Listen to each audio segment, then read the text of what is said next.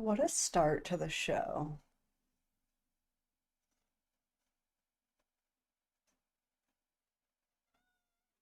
Is it time to go down? Are you done being showcased? Well, thank you for being here for the start of the stream and inevitably filling my face with errant cat hairs that I will have to swat away anyways. But thank you, Mochi. It's what the people needed. Let me close the door real quick and throw my phone on the ground and I'll be right back. Cool.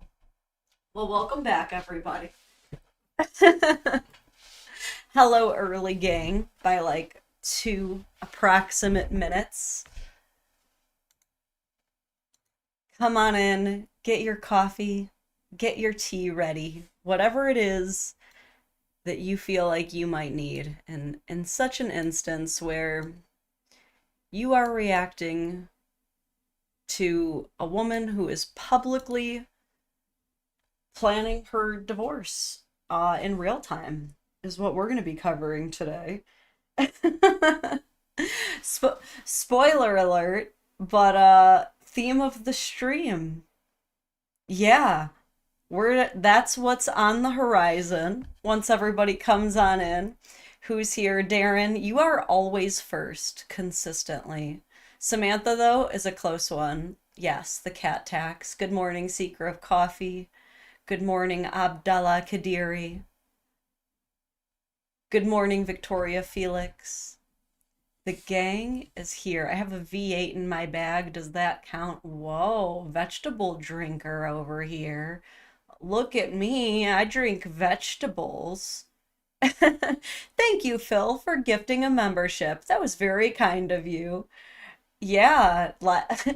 uh, and you know what's crazy about the fact that we are going to be covering a woman who is, yeah, basically live streaming her divorce is the fact that it's really not even the first time. I definitely have to make sure there's one video here that I do not forget. This is the one. I pin that to the top of our itinerary today. Because look, it's about time to get into it. Welcome back to another Dadvocate live stream. I'm Lauren, and if you're new here, one thing that I like to stress is that this stream is great for audio only listeners.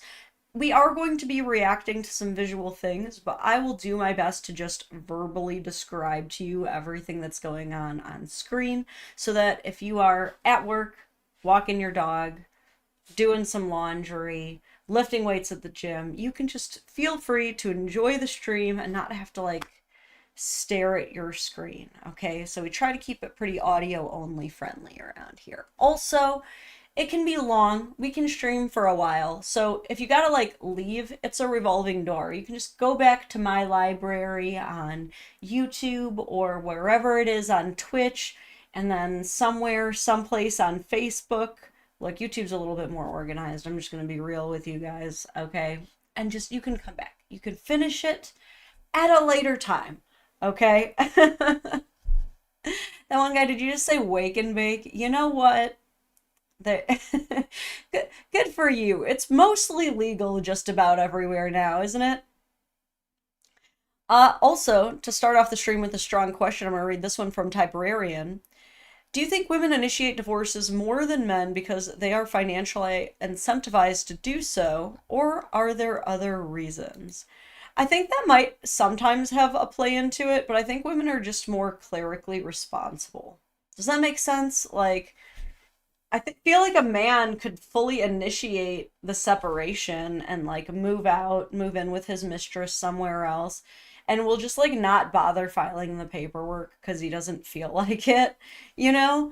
But I don't know. There's a lot of data pointing to the fact that women benefit more, but at this point, it's really about who makes more money benefits more. So if the woman is making more money than the man, then very easily the man could financially benefit more potentially. So it's really hard to say, although I don't really know how many people actually financially benefit much from divorce. It's kind of hard on everybody. The lawyers win. The lawyers sure win at least, but I feel like it's a really good way to just quickly take all of the food out of your kids' mouths. Unless there's no kids, in which case, I don't know. Then it's time to divide up the Beanie Babies on the courtroom floor, like that one case, I guess.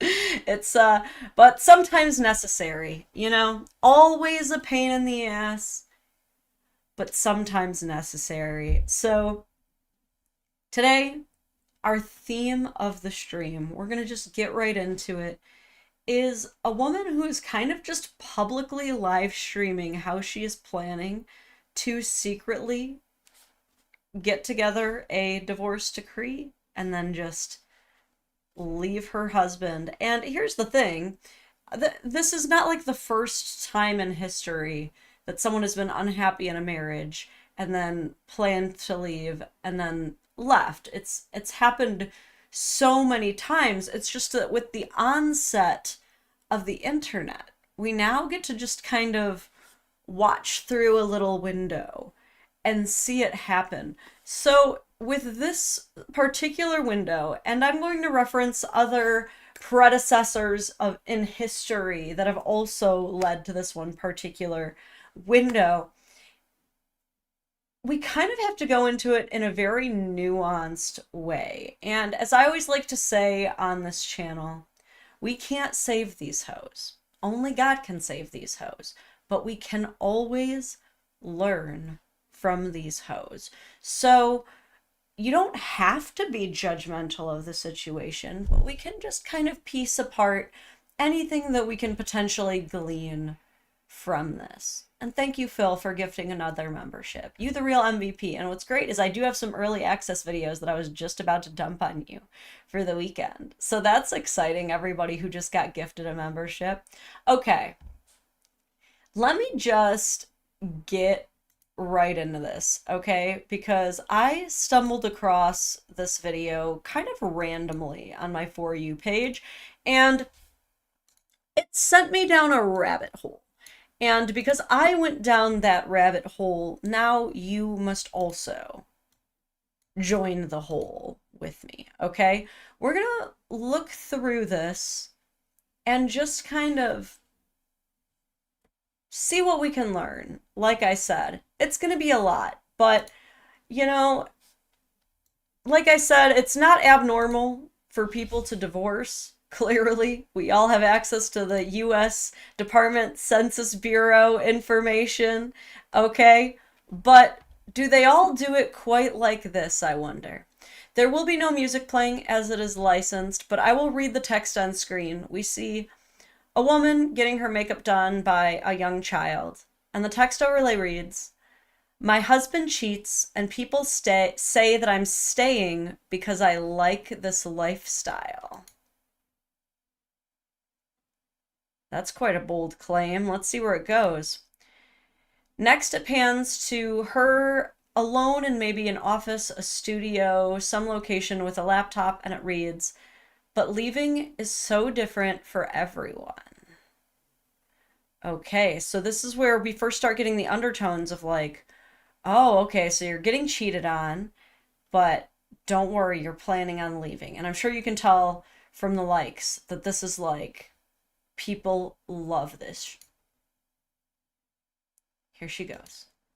Girl boss. She says, "I got my full-time job just recently after being a stay-at-home mom for the last few years. I'm saving part of those money for myself." Now, if the English seems a bit off, English is not her first language. I haven't fully figured out where she is originally from, but I did see a Ukrainian flag in one video. So it is possible that she is from my land originally, but she is not fully, she was not American before this full marriage. All right, so hear that out, passport bros. If you guys think that you can just pick one up off from any old country and that she'll stick for sure, take note, passport bros. This could be your fate. Okay, now we're at a storage unit. She's got some luggages. We're kind of getting more of a view of the storage unit. Now, I don't know if this is all her stuff. No, it's not. Now she's at the store and she's like picking out some household supplies. The text overlay reads, I order stuff on Amazon deliberately wrong size, pretending it's for him, and then return them with money going to my account. I don't even know if that really works or how that goes. I do a lot of Amazon returns myself, okay? And there's typically not like a cashback option. They're like you can either have Amazon credit or it can be returned to your original tender. And guess what? You're not spending cash on Amazon. So I'm like, how is this working? Unless there's like multiple forms, maybe he pays with a credit card but the Venmo or something is like also linked where it also has a debit correspondence. This is very interesting. Like I said, we can still learn a lot from these these public divorces, you know what I'm saying? Here she is returning the stuff, kind of showing us the process. She explains further. There's that mochi hair. I knew I was going to find it. My family live in another country, so I have no one here to rely on but myself. And as mom, I want to feel sure and secure before leaving. Okay. Now, I cannot stress enough, we do have 328,000 likes on this. Okay? Like the people are loving this. People are taking notes right now. She says, I'm buying gift cards and taking cash back on every grocery. Uh, does that actually work? Someone in the chat tell me, is this real? Look, and I'm just watching videos, okay? I'm not trying to teach people no fraud or anything. This is a purely reaction to potential fraud. Is this fraud? Okay, I also have access to Google. Can you buy gift cards on Amazon, then get cash back? Let's see what the old Google says. Okay, immediately AI is like, no, bro. AI says, no, you cannot purchase Amazon gift cards, then redeem them. Okay, that's just Amazon, though. What about other ones? Okay. Oh, I don't know. FICO says you do, though. Do I get cash back when I buy gift cards? Oh, that's if you use certain credit cards. I'm trying to figure out if this is like actually working or if this is all just like a character. You know what I mean? And I have reason to believe it could be either or. Okay, which I will get into. I just got to show you the premise of this. So these are some, she even actually like shows gift cards that could allegedly receive cashback benefits. I'm seeing Sunoco. What is this celebrating 50 years of something? I actually don't recognize a lot of these. One is just like vague with a snowflake. One of them is Chick-fil-A though. Like here's the thing is if you're like going on here with your full face and claiming you can get cash back with these cards, I wonder if any of those companies can like reasonably sue for anything. I'm not trying to be diabolical here. I'm literally so curious. A lot of you are like lying for clout and attention. Very possible. I mean, but I don't know though. No one ever lies for clout and attention on the internet. She says in a B-roll clip of her sledding with the kids, and for now I play along their game, having a nice face even in difficult situations. Oh, snap. It's like weird because she's like going undercover, right? She's like, my cheating husband is an asshole and I deserve to leave. And all the women are like, yes. And she's like, and I've got these sneaky ways that I'm doing it. And all the women are like, yes, sister, let's go. And then she's like, and I'm going to publicly document it in a way that is so accessible because it is publicly facing on the world's most popular social media. And that's when like the reasonable women who were kind of like, yes, are kind of like, is this, are you fucking with me? Is this bait? What is this? Just, are you and your husband just working together on this? Is there a husband? What's going on here? You know, this is where we start asking some questions, but luckily for you, I dove deep and I've created quite an itinerary of further content, starting with me finding the very first TikTok she ever made to get like a backstory of where we kind of came from. Now, there's always licensed music, so like I said, there will be a lot of visually describing here.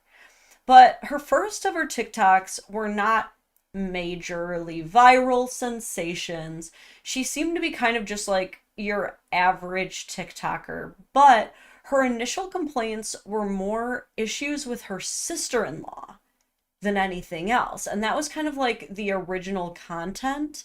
So I don't know if the sister-in-law bit was just like a character arc in a pre-made fiction, or if this was just the initial complaint, because we do eventually get to the cheating discovery, but it's not how the channel started. Christine Jones, thank you for another generous 20, says, good morning. And good morning to you, madam. We have quite the show today as we put on our pseudo detective hats, but mostly just our learning caps. So the first video is her just like basic get ready with me, very classic TikTok mom content. And the text overlay reads, I want to become a content creator to save up for a house. Now, just remember that I said that, okay? Just remember that I said that when I get into a predecessor account that this very much reminds me of, okay? She says, I'm tired of living in my mother-in-law's duplex. My sister-in-law lives next door and thinks she is my manager. Oh, brother. We love a good Karen story, though, you know? So, like, keep going, sis. She says, for example, sister-in-law knocks on my door early in the morning and tells me that my garbage can smells and attracts flies. I'm already like, boo, sister. What do you mean my garbage smells? Yeah, it's garbage. I feel like I've even covered this once before on this channel, but people who get angry about garbages smelling bad, I'm like, there's no making you happy. Like, there's literally, it's impossible to win at this point. That is the kind of person that I could literally never marry, as a man who's like, how could you let the garbage can get this bad? It stinks. Like, what do you mean? What literally do you mean? Like, these are the people who don't expect you to fart, who don't expect you to poop. Like, that's impossible. That's too type A for even the most type A valedictorian. I rebuke you, garbage can cleaners, okay? Like, look, sometimes you do have to, like, clean the garbage can. Like, when you have, like, ripped and it's like there's really stuff down there that's going to just rot mercilessly, but like, no, you don't have to, like, this doesn't have to be a super regular chore. Cat boxes, I do recommend like actually deep cleaning them once in a while, but like, come on, man, I know you aren't out here getting in my garbage can being mad at me. No, you're not waking me up early in the morning, pounding at my door, talking about my garbage can smells like a garbage can.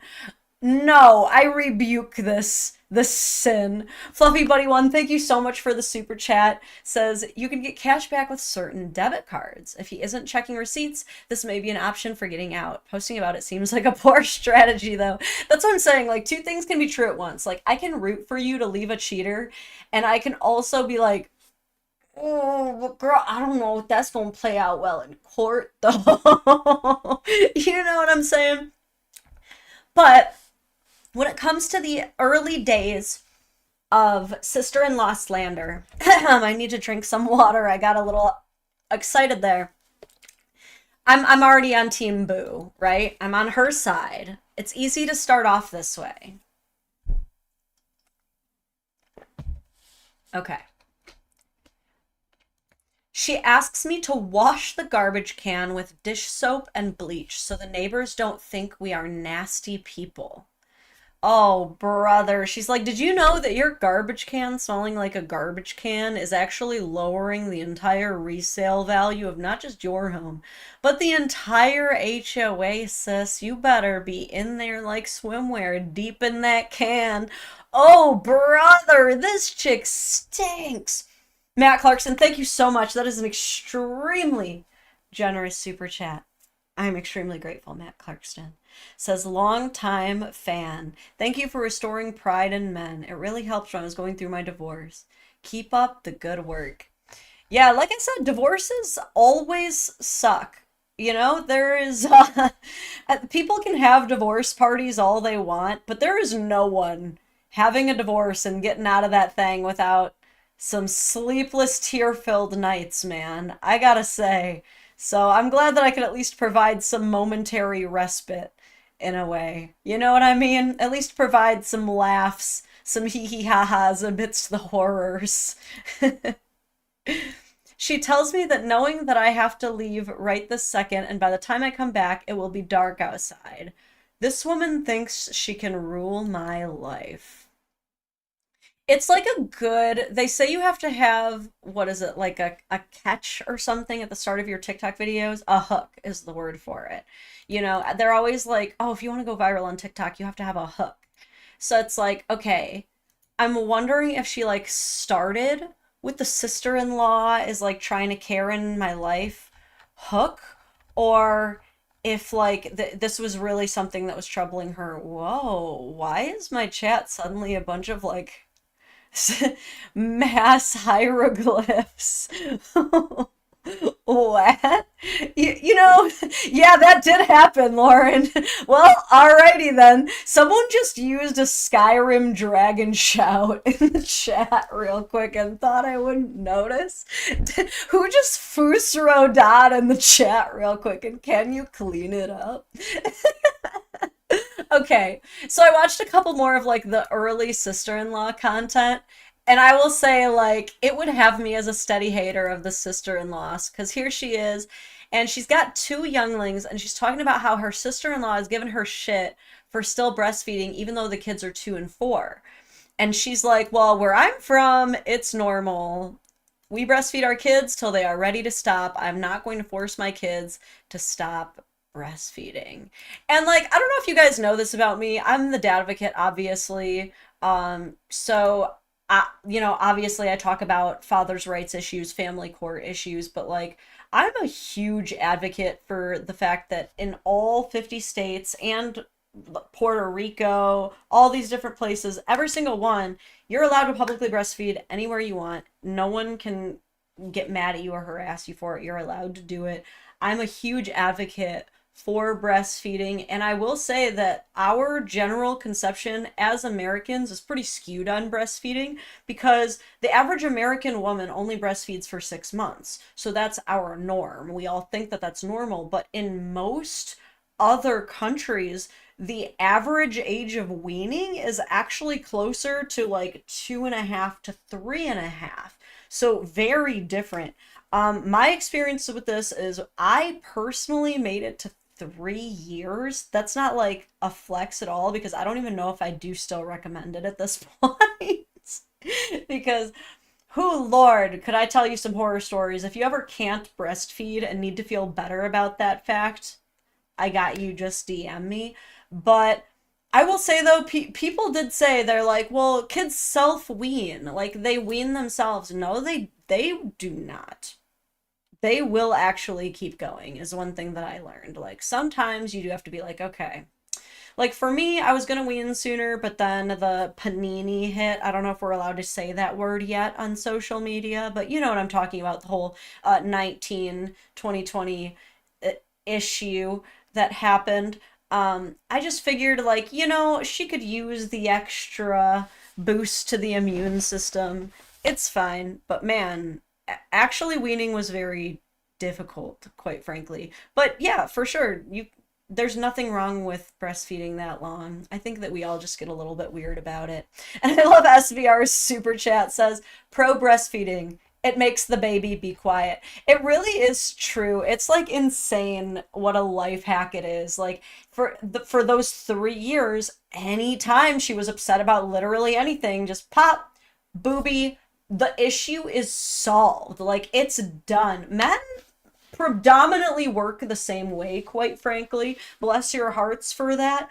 But yeah, the booby truly resolved everything. It was even like if you got pink eye, you could just rub some breast milk and it would be gone. Heals cuts faster. It's like the phoenix, like it phoenix down of liquids on earth. It really is pretty crazy, quite frankly. I'll see videos sometimes where the women are like, like I hate when my husband brings me the baby and it's like, but your boob will solve it. And it's like, I get that annoyance, but he is right. So I get him wanting to tap into the cheat codes too a little bit too. It is like unlimited baby cry solvent glitch. Jojo, welcome. Welcome. Thank you for the super chat. Says, hi, man, I'm a little late. It's fine. We're really just getting started. We're watching a woman publicly broadcast her divorce in real time, comparing it to other similar situations, and just kind of seeing what we can learn from it to kind of, if we can avoid it, if we can't avoid it, what could we possibly do different? You know what I mean? And then I just went on a breastfeeding tangent because this lady's sister-in-law, that's the way her content starts, is hating on the sister-in-law. The sister-in-law goes, your kids have teeth. They don't need to suck on you. Give them some McDonald's. Could you imagine? This has got to be like an exaggerated conversation because like it's pretty normal, I would say, for people to be like, well, I mean, your kid's over a year old. Surely you can start supplementing with some solid foods. I don't think that's an abnormal thing to say, but if she really was like, get your kid some real food, like some McDonald's, what you do? Give that kid a Whopper. He don't need your melons. He needs some real American meat. That's supposed to be my eagle impression. She says, my kids do eat normal foods as well. They breastfeed so they can get good immunity. Yeah, that was exactly my logic as well. Us Slavic women, you know, we be like that. They never get sick thanks to my milk. I will say, dude, yeah, my daughter never gets sick, like to this day. I obviously got to knock on wood, scare the fairies away real quick, but, you know, God willing, we got some pretty healthy kids, I will say. There is something to that. So I'll just show you like one more example of the early content before we get to the affair discovery. Can you hear that? Can you guys hear the birds by any chance? If there's one thing Michigan's got, it's birds. Sometimes I'll be recording shorts and I'm like, y'all are interrupting, but I've learned to just leave it because birds are pretty.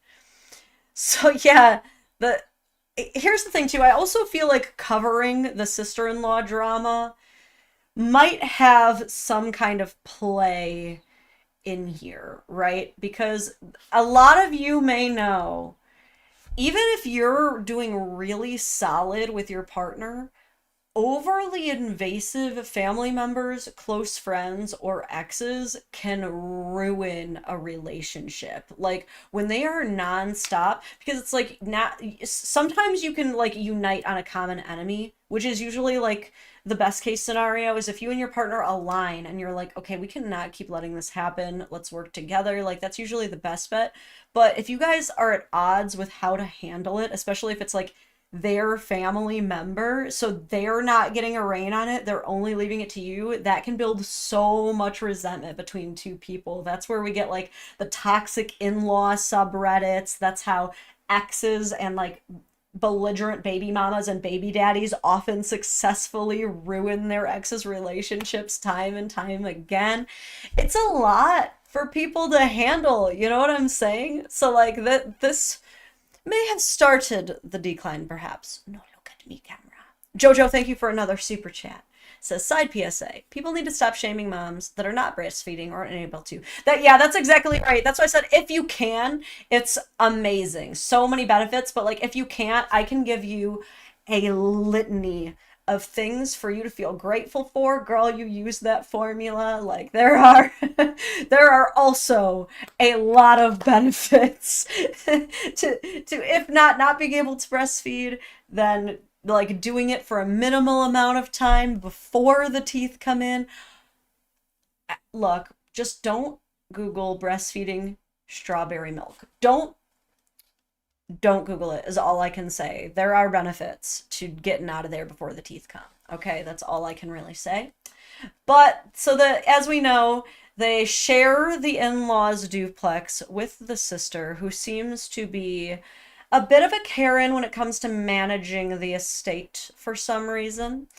She says, "We got the deadbolt lock today, so sister-in-law won't be able to come in without invitation." Which, like, oh no, she was doing the whole mother from Everybody Loves Raymond, just popping right in. Look, how do you guys feel about that? Do you guys like being that kind of house? Are you the kind of people where you're like, everybody's always welcome, you can come in anytime? Because, like, if you are, I really admire that quality. I really think that's great. I appreciate that. Me personally, though, I'm more of like a politely leave around 9 or 10. Like, I would like you to warn me before you're coming over. Maybe gain permission to come over. You know what I'm saying? Like, and I don't get much choice in the matter, really, because, like, my kids have so many friends that you never know when a kid is going to ring the doorbell. But there's, like, an innocence to kids as well. Like, if they had my number and were able to text me, I would be, if we were at that point, I would still prefer that. You know what I mean? Like, my kids, like, I'll even be like, yeah, just let's message them if they're home first before we just go ripping over there. Okay, I think I missed another one from JoJo. Did I? Or am I making things up in my head? Yeah, I think I... Never mind, I caught Arceon's, though. So, thank you so much. Says, I wonder how breastfeeding affects facial structure. Pacifiers ruin teeth placement, and mouth breathing can cause poor facial development. Man, I don't know, though, but babies have been sucking off the teat for, like, every mammalian species, so we've got to have evolved something out, you know? So here they are. They're getting the deadbolt lock. They're like, that's enough, because the sister-in-law must have a key. So now she's describing a story how one time the sister-in-law literally hears her and her husband home alone, having some one-on-one time, playing Parcheesi, as my husband says, and just walks in, just walks right... Does it pass the gender swap test? I don't know. So she initially has my side when it comes to, like, okay, sister-in-law is kind of trash, and I think this here is the husband, and it seems like they're off to a good start. Like, he's also having her side. Gus, welcome aboard. Thank you for the super chat. Says, I didn't have a chance to watch the VID yet. Did you cover the Only JS video? I did not. Still on the itinerary, though. I can never deal with a relative like Marie Brown. I don't know who Marie Brown is. Is that like a reference to something? Someone help us sister out. Now, before I move into who this creator has reminded me of, and I'm wondering if any of you know who I'm talking about already. This one kind of also sealed the deal for me, where I was like, is this copycat vibes going on? Because now we have her going, I'm officially a bad daughter-in-law that everyone hates. My mother-in-law and sister-in-law tell me that I'm an evil foreign woman, and I use my husband for money so I don't ever have to work. So now it is not just the sister-in-law who's an issue. Now we have the parents. So this is like, the family dynamics are definitely in danger for sure. Like, things are getting bad here in the streets. Hold up, let me move alerts to a little... Actually, that's a good spot for them. I can put them there and make myself a little bigger. Cadence, thank you so much. To being out before teeth, there are nipple guards. I guess that's true. I never used them. I completely forgot about that. But some babies, like, don't like it, is the thing. I think that some women struggle with them, but definitely worth trying. Ugh, I shudder. She says it's all because I don't let them walk all over me. I'd rather see them hating on me than seeing their faces daily. So this is also something that can cause some strain in any marriage, is if you do not get along with the family. She says, it's my husband's birthday next week. We are not inviting any of them. We are going out of town to celebrate. Oh yeah, that's not gonna make your mother-in-law and sister-in-law happy. Let's do a quick countdown. How quickly do you think the triangulation will begin of the mother-in-law and the sister-in-law against the wife? Oh man. So here, let me just show you the one that this one completely reminded me of. This is a blast to the past back from June of 2022.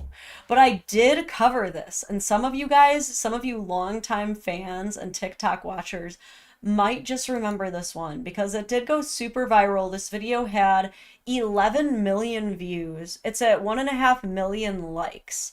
And what we are looking at, audio only gang, is a trashed house.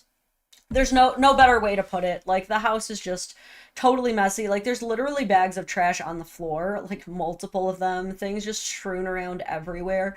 Even on like raised surfaces like shelves, it's still in complete disarray and clutter. And the text overlay reads, my husband said he doesn't make any mess in the house, so I haven't been picking up after him completely for the past 3 weeks. So the claim with this account was that none of this was any of her mess. This is solely just her not picking up after her husband, which, very big if true. Very messy. Jojo, thank you for another super chat, says, I wonder what ethnicity the ex is side. If Middle Eastern, I kind of understand. Yikes. Mommy effing dearest.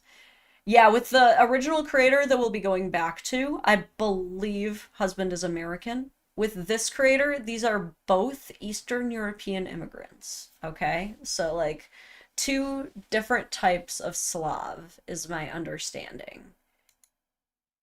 So she's panning around the house, and it is just nowhere getting any better. Every surface is covered. The floor is in disarray. An entire door is being blocked off. And she goes on to say, he said he can't live in the messy house and went to see his mom overseas for 3 weeks. So, if it's a deliberate rage bait, absolutely 10 out of 10. If this is a real situation, the rage is definitely deserved. So you're telling me, if we take this at face value, we're looking at a house where she literally just leaves him to do whatever he wants. And what he wants to do is apparently just pile things up everywhere. And then when it gets so bad, he just leaves her in it for almost an entire month. But her response is, I'm so happy. Now it's time to clean the house for me and my son. I don't know, man. At that point, I don't understand how anybody could give this woman accolades because, first of all, it's technically partner shaming. And even though I say that a lot of the times when someone is partner shaming, their partner like has done something wrong. But also, why are you making it our business? Because now that it's my business, like, I have to judge you. Because if you're telling me all of this is true, that this is all his mess, and now he's literally just dipping out to leave you to deal with it, your answer and your response is to deal with it? You're just gonna clean it? Like, what? How is anybody rooting for you? That made me so mad, because if it is true that none of this is your mess, he just left you to clean up his mess, and you're just gonna do it, congrats, you're raising your son that a healthy marriage looks like dad trashing the house and mommy cleaning it up for him while he goes and takes a vacation. That's not great. Yeah, Dylan, have to agree. Everyone sucks here. But the way that this ended up progressing. It didn't stay that way, right? Because she didn't just end up cleaning it up. There was also so many other elements. Like at one point the mother-in-law comes back with him. It evolves into the story. And much like our original creator, in between, there's usually a semblance of like cleaning, so appealing to like clean talk of TikTok, and then working in these like horror stories about some terrible mother-in-law or a messy husband. So I guess after he comes back from being overseas for 3 weeks, the mother-in-law comes with him and says that she's going to be staying for 3 weeks so that she can make sure the house actually gets cleaned right.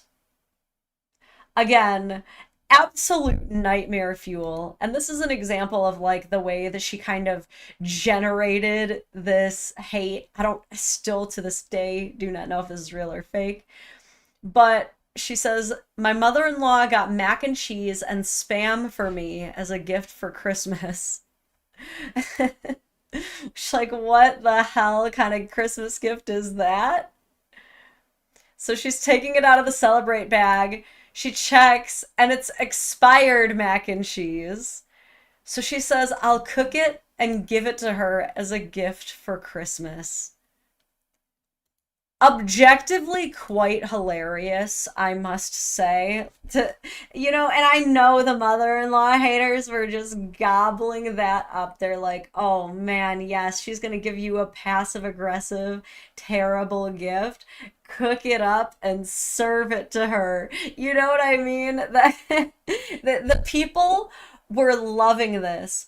But I'm sure that many of you are thinking what I was thinking when I was reflecting back on these videos and thinking about this newest creator. Like, is this just a trope now? Is this not actually real lives, but is this just like a content creating, rage baiting strategy to accrue funds? And if so, what are the ultimate repercussions of this?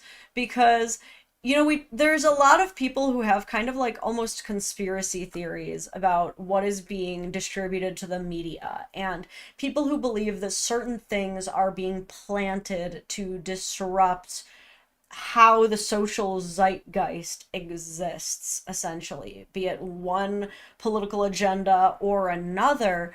But what I'm noticing is this trend of cleaning accounts where they're trying to appeal to clean talk. You have to ask yourself, who's on clean talk? Stay-at-home moms probably would be the biggest category. And I'm not saying this out of sexism, I'm saying this out of statistics, because we know that women work less hours than men. We know that women and men both self-report that women are doing the primary amount of domestic labor around the home. So who is probably more interested in watching clean talk? Let's be very honest. Stay-at-home moms. Next, let's look into the statistic of careers that are most likely to get divorced. Do you know that stay-at-home mom is at the top of most likely to get divorced? And so now we have this sudden influx of accounts talking about the classic tropes of overly invasive in-laws, messy husband, feeling unsupported, but with these theatrical boosts of spam and mac and cheese and like these big comebacks. And I'm sorry, but I just have to wonder, like, how much of this is just a real lived experience of like genuinely frustrated women who have just boiled over and have to use an outlet somehow, and how much of this is deliberately manufactured, either for the very nefarious purpose of, like, I don't know, politically disrupting the family agenda, like some people believe, or just because they know that this is a trigger point for so many people. This is playing on the raw nerves of so many people's greatest fears, and that there's a lot of money to be made in that. Okay? Because if that's the case, How dare we as women be looking up to these accounts and looking at them in like a heroic lens? And also, how dangerous is it that it's so easy to?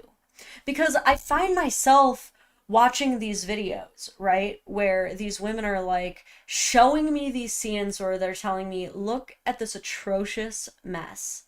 I didn't make any of it. My husband did, and he's leaving me with it.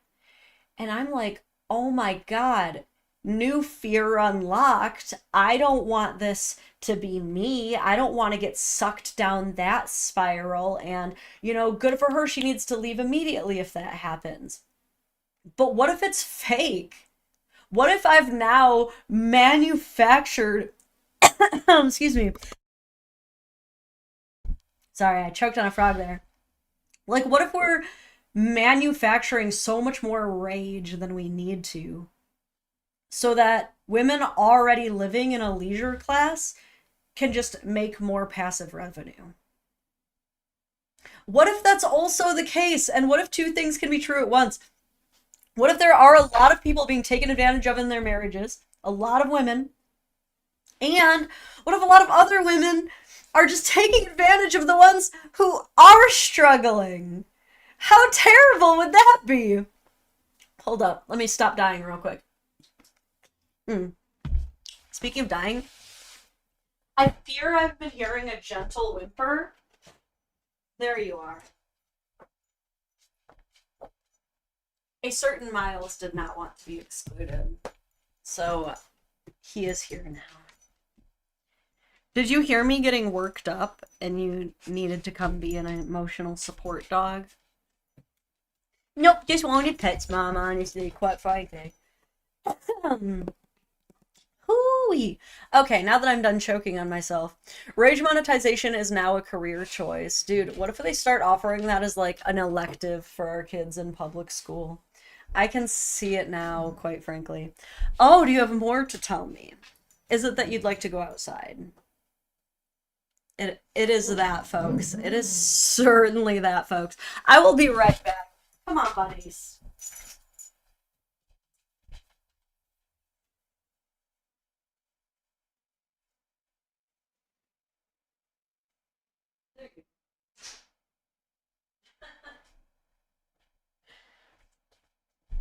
It's nice to have a communicative dog, though.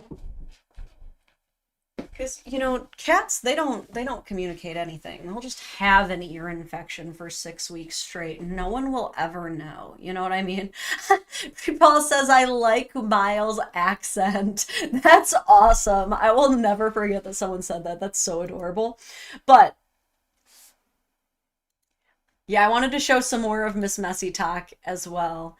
And kind of like how it escalated, if any of it is true.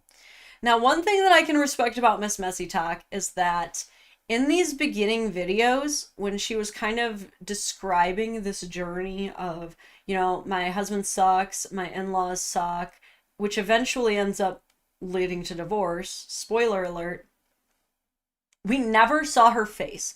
There was never any identifying information. We only ever saw the house from the inside, making it very hard to find, you know what I'm saying? Like, to identify any of these people. So as long as it was anonymous, I really couldn't judge it as much, if that makes sense. So this text overlay it's once again her just kind of cleaning. That's a common theme here. She says, since my husband freaked out that the house is messy and left to Europe for 3 weeks, I'm the happiest person ever. And again, it's like, there's almost this like book talk like fantasy that a lot of women have of like seeing someone like get out of a bad situation or a bad marriage, who's been like dealing with similar frustrations that they're dealing with. And so I'm wondering how much of this is like just fan fiction, because so this woman, her main job seems to be cleaning Airbnbs, is a very like common theme of this. And I've really wondered, like, what if this lady is just at work but like is one of the most creative brained people ever and has just been like making up an entire story about a husband and a kid and his in-law or his laws and all this stuff, and like all the while she has no family, like she's single, not a parent, just reads a lot and has done a lot of creative writing exercises. What if that's the situation here? You know, that's kind of one of the common tropes here. Now, like I said, this all escalates. She ends up getting a divorce. Here she is cleaning out her closet and saying, "I'm moving, y'all." The story kind of escalates from there. So she talks about how she ends up not being able to even deal with him coming back from Europe. She does what this new creator is basically talking about doing, which is like she kind of sneaks out of the relationship, right? She just like is gone. Like he comes home and she's just gone. And this is kind of what she's describing here. The story evolves to a point where I'm like, again, these accounts, they get me in the first half often. I've even admitted that many partner shaming videos I've watched, I initially was like, yeah, how dare he do that? And then I have to take a step back and be like, why is it our business though? Like, why is this becoming so in the public eye and for our scrutiny though? Like, and am I missing things? Are there details being left out? Are we getting the full story through this one TikTok lens? But it's really easy to fall for. So, you know, in the first half, she's talking about, you know, my husband is messy. He abandons me. He lets his mother-in-law walk all over me. And now she's moving out under his nose. And for a lot of women, this is like, yes, escape this prison.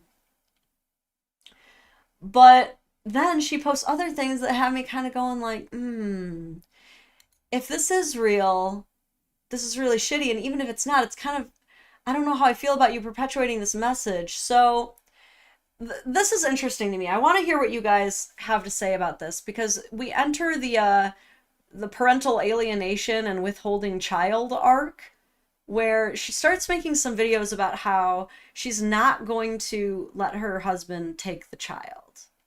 It can only be under her supervision, which I don't fully know about that. There is a time and a place for these things, but when she explains why she won't let him go over there, one of the reasons is because it's messy. Which, I don't know, man. There can be a point where it's just like a hoarder house. Things are just blatantly unsafe. Like, I don't need my kid walking on glass, stepping on thumbtacks or whatever you've got lying around. You know, there's that. But this says, reason number 1 why I don't want my child visiting this house. My ex-husband has a huge wasp nest at his front door, knowing that I get anaphylaxis if I get bitten. So, okay, you know, right, that's a fair concern. You know, I think that if any one of us went to go pick up our kids and there was an active wasp nest at the front door, we would be like, "Hey, did you know about this? And are you gonna take care of it?" You know? I think we would all have that concern. But now, audio only crew, if you have 12 seconds to watch what's about to happen, I would recommend it, but I'll tell you still, watch what she does. She zooms in on the wasp nest, and then she shows hornet spray, and then from maybe 2 feet away, just starts spraying it directly at the nest. Now, I'm going to call upon your wisdom, chat, because I've never done that. I've never just actively walked up to a wasp nest and started spraying it with anything. I tend to leave that to the professionals. Wouldn't that, though, please tell me if I'm wrong, if you will literally fall into anaphylactic shock if bitten by a wasp, wouldn't that be a really bad idea to provoke an entire nest of wasps? I like that because it does that instantly kill them? Is that actually like the way that you're supposed to do it? I Okay, there seems to be a lot of you who are saying if you're allergic to wasps, why would you F with them? I might need to consult her own comment section on this because she seems to have received a great deal of likes here. We are in the 33,000 realm of likes. The fact that it's stated as a deadly allergy and people think in the comments it's no big deal. I can't imagine he intentionally built a wasp nest there with the intention to harm you. Good point. Yeah, that's probably true. People going, it's not bad, have clearly never had to deal with the trauma of near death every time you have an accident. So are they on her side or not? I don't know. Just so you know, wasps can build that size nest in just under a day. It's definitely possible he didn't notice the start of it. You know, I'm not an expert on wasp nests, but I was thinking, like, that looks kind of fresh. Like, I've definitely seen destroyed, old, fallen wasp nests. But a lot of husband slander. They don't like him here. And then everyone's saying, okay, well, that's just you. What about the kid? Apparently has come up a lot. And so people are bringing up, like, allergies can be hereditary. So if she's going to fall into anaphylactic shock, well, then I hope she didn't have the son with her when she decided to literally go beating on the wasp nest. Okay, her comments seem to be actually against her. Someone said, this is a bit dramatic. You can literally meet at the end of the driveway. So the comments were a bit torn there. A lot of people who were like, your husband sucks. A lot of people who were like, why did you do that? So, as a final point of the Mrs. Messy Talk arc, who, as I said, is the predecessor to the woman we'll be covering today. She was kind of like the OG of the mother-in-law divorce a clean talk trope, I would say. I'll kind of tell you how it ends real quick. Cameron, let me see your super chat here. Thank you for being here. Not an expert, but I think kick the hornet's nest is a phrase for a reason. That's why I kind of wanted to know more about, like, the actual wasp spray. Does wasp spray instantly kill nest? While wasp spray can kill wasps on contact and penetrate nests, it's not an instant guaranteed nest kill. It may take up to 24 hours for the spray to fully work and eliminate the entire nest's population. And is it wasps or yellow jackets where when one dies, it signals to the other? Wasps or yellow jackets signal others upon death. Which one is it? I know it's one of them. Yes, when wasps or yellow jackets are injured or killed, they release alarm pheromones that signal to other wasps in the area to attack, making them more aggressive. Oh my god. So you're telling me that this spray, even when sprayed directly at the nest, could take up to 24 hours to work. You could go into anaphylactic shock if one of them so much as bites you and you walk up to 2 feet away and start spraying them dead in the face. Not covered. No.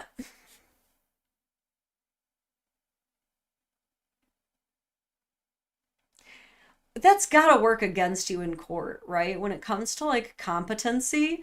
Like, I think all those cleaning chemicals went to her head, dog. I, I think she got, like, ammonia brain or something. Holy shit, Yellow Jackets recognize faces? I'm sorry, you told me to stop Googling, but we have to learn more Yellow Jacket lore. Do Yellow Jackets remember faces?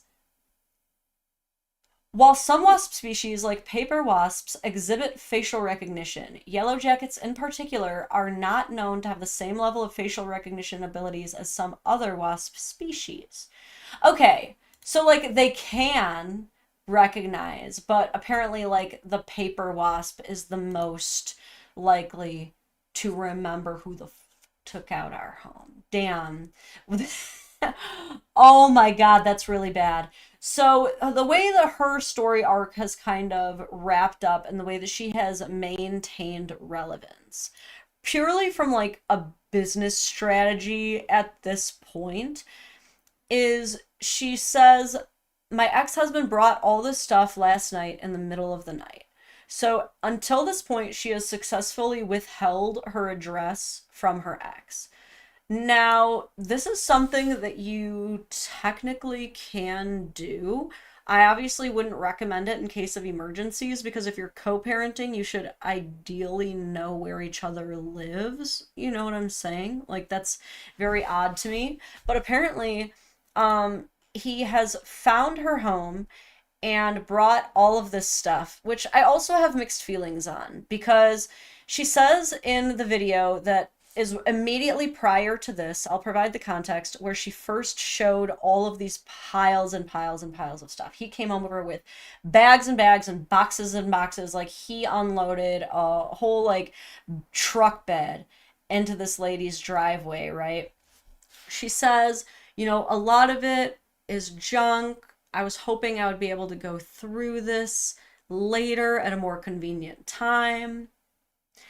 And I don't know, guys. I'm kind of torn on this because in my opinion, if like you literally just straight up divorce me, I don't think that I have to be a living storage unit for your stuff past a certain point of time, especially if you're telling me like not only that you have a new home, but that your home is the only safe home for the kids. Apparently you're not even letting the kids come with me because you're saying my home is too messy and that's why the kids can't come with me. Well, guess what? I know a great way to declutter. I know a great way to get rid of some of the mess, okay, which is by giving you your things back. Okay, so there's like a part of me that's like, if he did obtain her address in a fair legal means, okay, then this is a very rude and disrespectful way of doing it. But if she was not, if it's been like months and she's just been like letting it sit there, and he's like, "Can you please get your stuff?" and she's not doing it,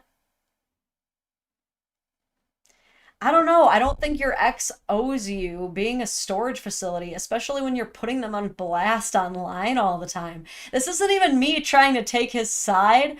I'm just looking at this completely objectively here from both standpoints. Heather, what did you have to say? Thank you for the super chat. Says, I had my first bee sting this year due to my cat bringing it in from the outside and dropping it by my feet under the dining table. Stung between the toes. Damn it, cat. That cat was so proud too. Look what I got. Oh, no. Oh man, that happened to my son. He put his foot into a slipper and there was a bee in there and it just stung him between the toes. That stinks. That stings, man. So, yeah, I also don't though approve of like necessarily making people feel uncomfortable that way. Like that's the thing is like he could also face repercussions in family court for doing that because it could be seen as like threatening and intimidating. Like if he really needed to get rid of the stuff, quite frankly, he should have been like, pick it up tomorrow, it's going to Goodwill. You know what I mean? And that would be a fair compromise, I think. Let that be our first lesson. Yay, we learned something. Anyway, she starts to speculate that this actually might be a more elaborate plan. She says that basically, he said, I will regret that I don't let my kid go to his house. So she's kind of seeing this as, okay, so if you're going to say, I can't see my kid because my house is too messy, then I'm going to make your house so messy. So now you can't see the kids. Look, is this the Spider-Man pointing at Spider-Man meme here? Like an attempt to do that? Or is this genius? What do you guys think about this play here? Because I know, like, if he truly was like a pretty innocent dude, let's say the clutter around the house was literally just natural from people living in it, but she was just like taking it way too far or something like that.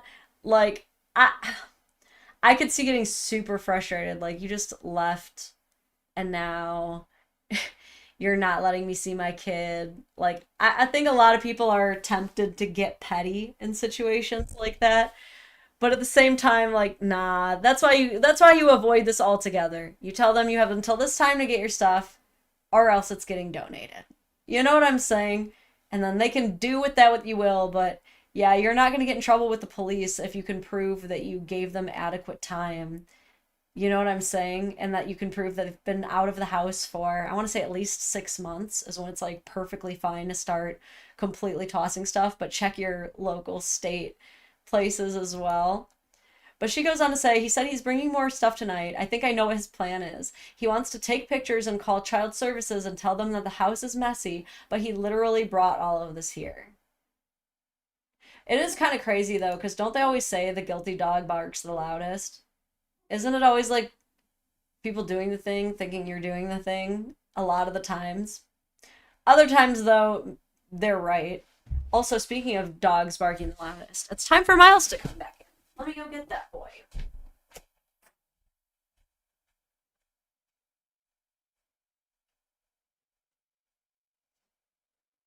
Hello, sir. Miles. Why are you running away? You just said you wanted to come in.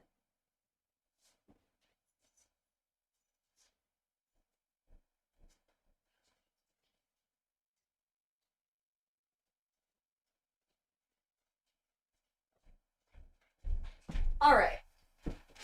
Anyway. Yeah, it's not always projection, but considering we know that she herself kind of might have did that. Now, to be fair, we don't know for sure if all that mess really was his or if she contributed to it and is now just weaponizing it. We don't know that for sure. But where Mrs. Messy Talks videos and TikToks has evolved is she went through with the divorce, she moved on with her life, and lately the alleged storyline is that a man that she's been calling Mr. Tinder, some rich guy she met off of Tinder, has now been absolutely wine and dining her with all kinds of trips and dates, bought her a car. She also posted that she bought a house with her TikTok money. So keep all of that in mind. This woman has single-handedly, through her viral fame, concocted this dream for so many struggling stay-at-home moms who originally started just initially going on Clean Talk to find a new, better way to scrub the kitchen sink or whatever task they're trying to do. And now they're falling down this rabbit hole of like, man, there's a lot of other women out here struggling with men who don't seem to do their share, and then it escalates to, well, you can always leave them and it'll be so easy because look at her doing it. And then it evolves even further to, and not only is it so easy to divorce a man, because this is over the course of months and months, not only is it so easy to divorce him, move out on your own as a stay-at-home mom, but also you're gonna immediately find a super rich boyfriend on Tinder who just starts the perfect life for you and everything's better and he has no flaws. Not only are people going to like look up to that and emulate that and contribute to this whole idea that, I'm just gonna say modern women. I usually avoid that because the red pill has like, they blame modern women for everything. But women who have grown up in the industrial age, I'll say that, We are all fed the same narrative that we have so many unlimited options and that we can just easily dump a guy and then we'll just find the perfect guy after that. It's so easy. And yet, why do we all hate men then? Like, these are the two story narratives that don't seem to be adding up for me, and why I always keep asking questions, and why I push back against these archetypes that they try to feed me as a woman. Is how can it be true that you can just easily dump guys at the first sign of an issue because there's so many other fish in the sea that can just wine and dine you, and they're so wealthy and they're so attractive to you and they just check every box, and yet we all seem to hate men? If there were so many great options, like allegedly, that you could just pick from at the drop of a hat, it's almost like life is not a fairy tale. And people are so inherently flawed, and that by working on ourselves and staying true to our convictions, finding people who also are aligned in values and working together with open communication, you can build something that works uniquely for you too, that cannot be defined or altered by greater perspectives. Is that too much? Like, no, we have to just, if he doesn't do this, dump him. If he doesn't do that, dump him. And like, oh, who's gonna tell them? Who's gonna tell them that nobody's perfect, man? Like this, but she's selling this like new Tinder guy as like all this amazing, beautiful things. Like, how do we know that this woman is not literally on those sugar baby apps and just like selling us this? Like, how do we know that this woman does not clean Airbnbs and have a side hustle as a sugar baby for a living? Because a lot of people do that. But what's crazy though is I also know that there is definitely people watching this right now who are like, if she is, I respect the hustle. You're telling me she not only knows how to keep a house spotless, she knows how to please a man and dress well, but she's also a literary creative writing genius? Boss babe, stay up. Which, you know, is it harming anybody though? That's the question. Is it harmless? Is it all harmless ethical labor? Is the question.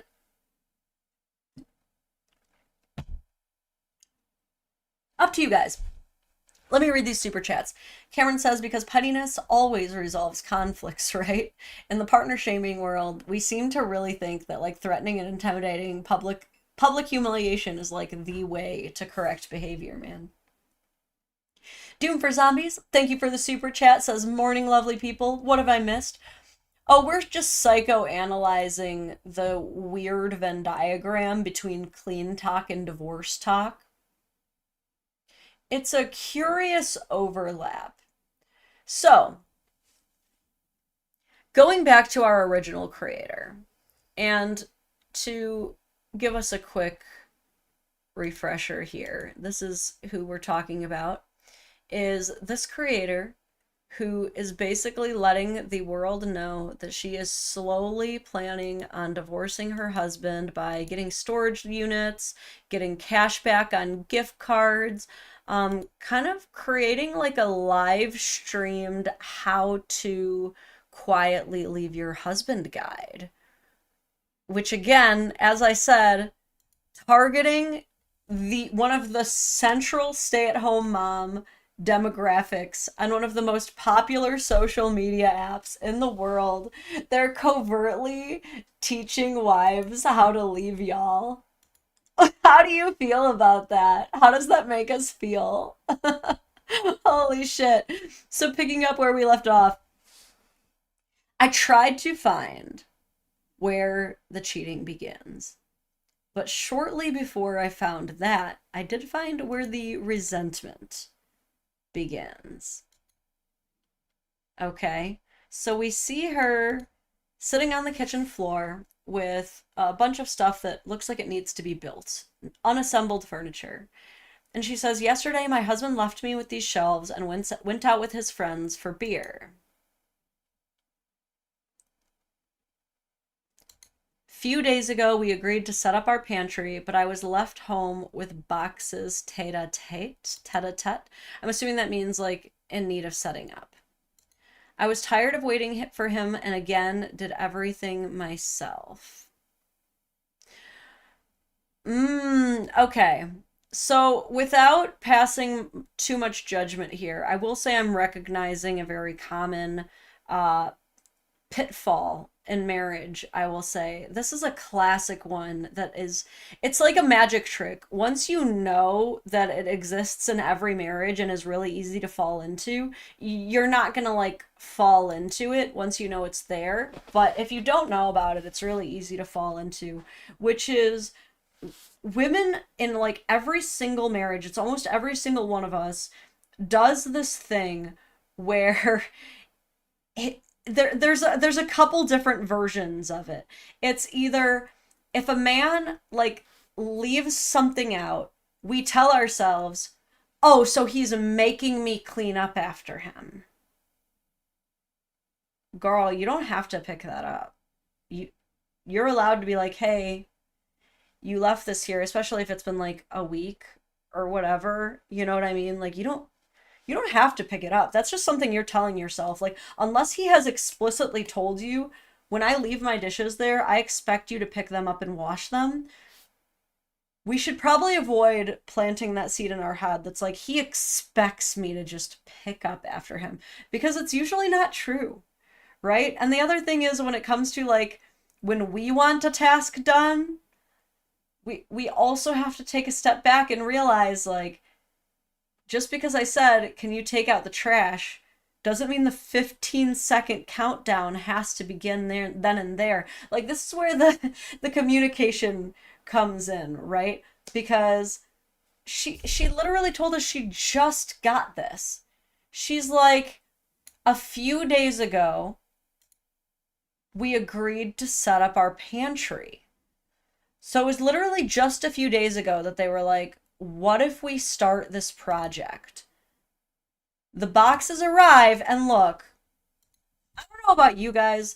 Maybe you guys are just like, it's here, I'm in it, it's done within the first 3 hours of it arriving. But we have a little thing in this house called executive dysfunction, which means sometimes when a large box, meaning it is filled with so many instructions and pieces and responsibility arrives, sometimes you need that gap period of just processing that it's here and processing that the task even eventually needs to happen.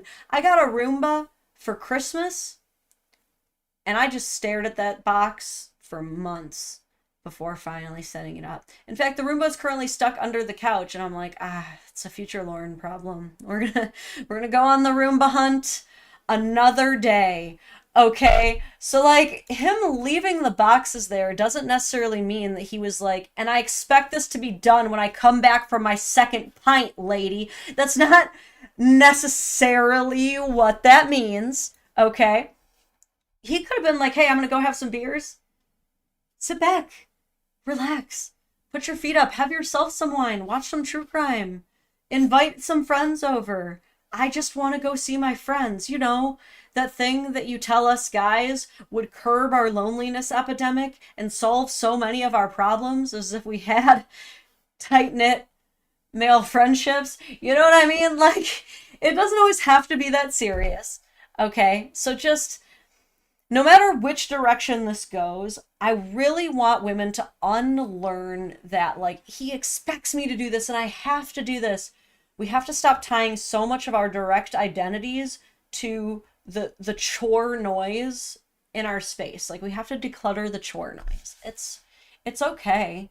You can ignore some stuff, honestly. It's kind of fine. But this is where she starts to resent him.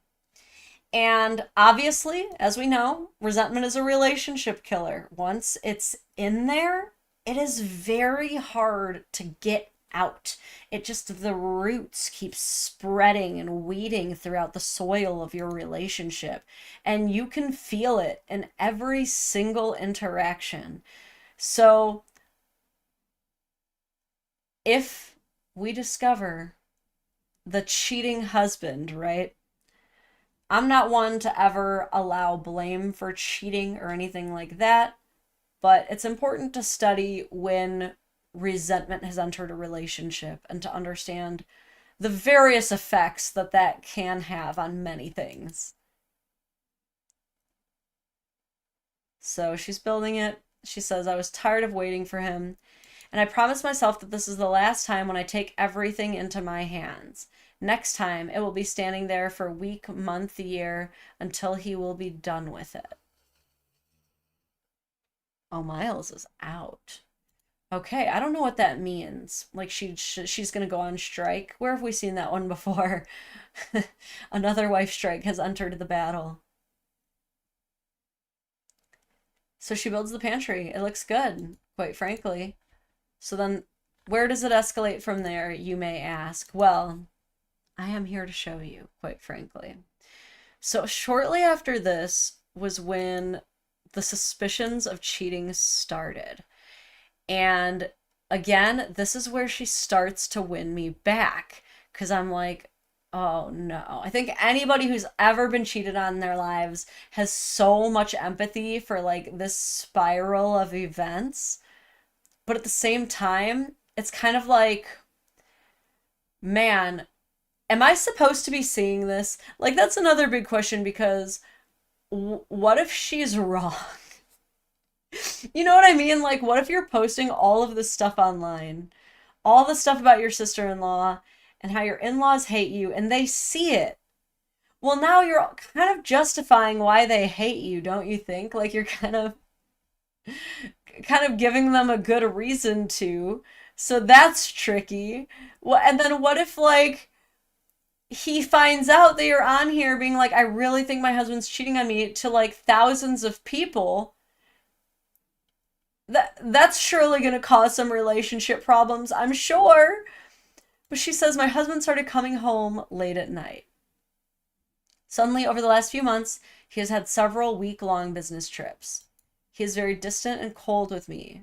I think he is cheating on me, and I don't know what to do. Building the suspense. Wow, look at all the different angles we took in our beige sweater, looking off into the distance. It's like crazy that like I've actually, it's so easy for me to fall for this stuff. And I can recognize that until I like sit back and I'm like, wait a minute, this is pretty curated, you know? And then all the comments, I'm so sorry, it's not you, it's him. Check his phone, credit cards, Amazon account. She said, even Amazon account? What can be there? Addresses, deliveries are going to, sis. Time to tune into your female investigative skills. But be smart and no confrontations. Just contact a lawyer. This, what's really brilliant too about like the potential for this being fake is like the audience kind of writes the story for her too. Like she doesn't really even have to do that much stuff. Like all she had to do was be like, I think my husband's cheating on me, and then they give her like all the different plot devices for like what she can write into her next episode. Like went through the Amazon account, you know what I mean? Like I really want to believe women, and yet I am suspicious for reasons. Okay.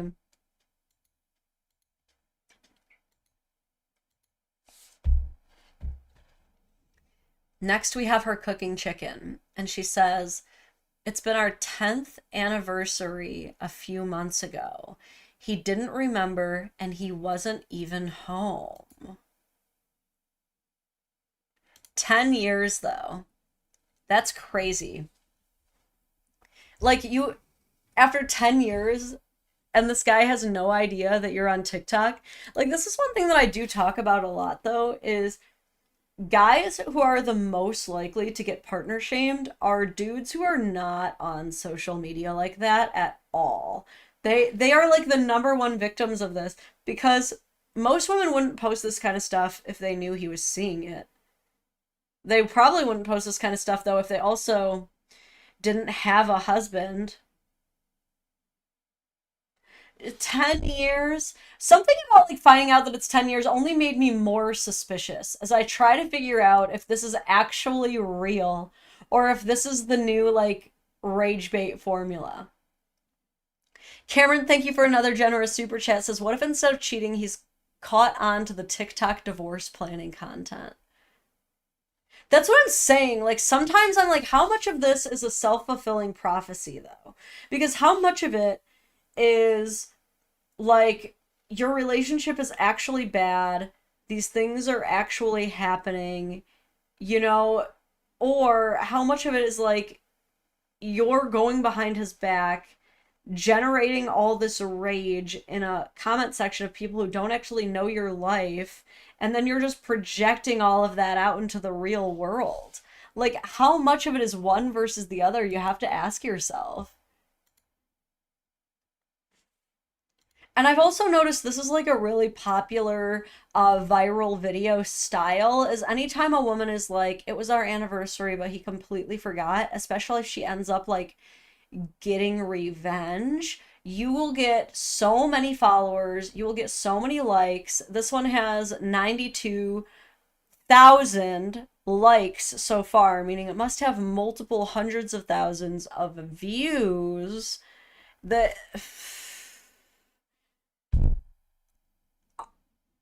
it's crazy that we're either so many people are having such bad relationships that it's so relatable, and so many people are just capitalizing off of that. Therefore, basically creating their own clientele. Because as long as they're generating content to lead people to doubt their own relationships' foundations, then they will always and forever have people to benefit off of the views and revenue that comes with content that appeals to that. This is deep. I saw in our bank account that he ordered $150 flowers, but I never received them. Uh-oh. All right, I want to start investigating for signs of like, is this lady really married? Anybody can go just get a wedding ring in a thrift shop and pretend to be married for TikTok. You know what I mean? So there is doubt. Here in the story arc, she starts to gather evidence. She assures everyone who gave her the idea for it that she will go through his bank statements. She says, I don't have access to his phone, but will try everything I can to get it. Where else should I look? This is where we get into potential legal ramifications, though. Again, if this is all fake, we have nothing to worry about. But if she is actually trying to go through his private information and his private stuff, like that's not exactly considered shared marital property when it comes to federal court. Like we've covered this before, but it's actually considered a federal crime to go through people's phones. So you got to be careful about that. So this one was interesting. If this is true, then bro is totally red pilled out of his mind. But I'm wondering if she's just kept like finding things that are major trigger points for her audience and just continuing to play on them. She says anytime there was cheating in a movie, he would say something to defend the other partner. But tonight, during a Netflix show, he said, women are monogamous and men are polygamous, so it's normal for men to have affairs. Even if her husband cheated, it doesn't mean anything.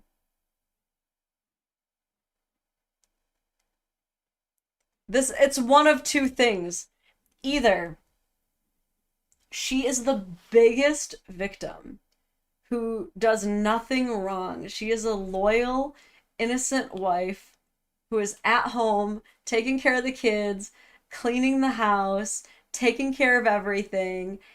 And this dude is like red pilled out of his mind, cheating on her, forgetting their anniversary, like being a complete scumbag, but like very abruptly after 10 years. Like he was there getting her through the sister-in-law thing, and then either he just had a complete personality change, or perhaps we needed to change the story arc. Maybe we started to learn a little bit more about how the algorithm works and what appeals to the audiences and their trigger points. And we were like, oh wait, who's this Andrew Tate guy everybody's complaining about? Okay, I'll base my villain of my story around him. It's like either one or the other.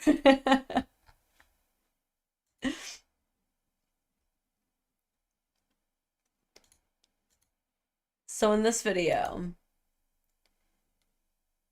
this is one of the lower view ones, but don't worry, she keeps going. She keeps getting back up into the viral sensation.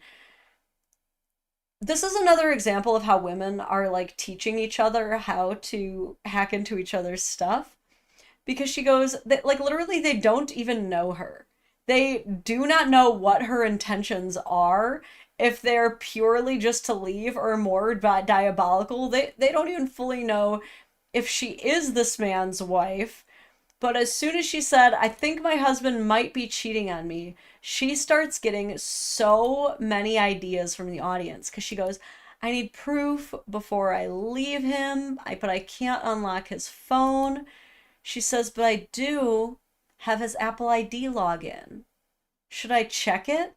Is it better to do it on my phone or his old iPad? Will he find out? Does it send notifications to the main device?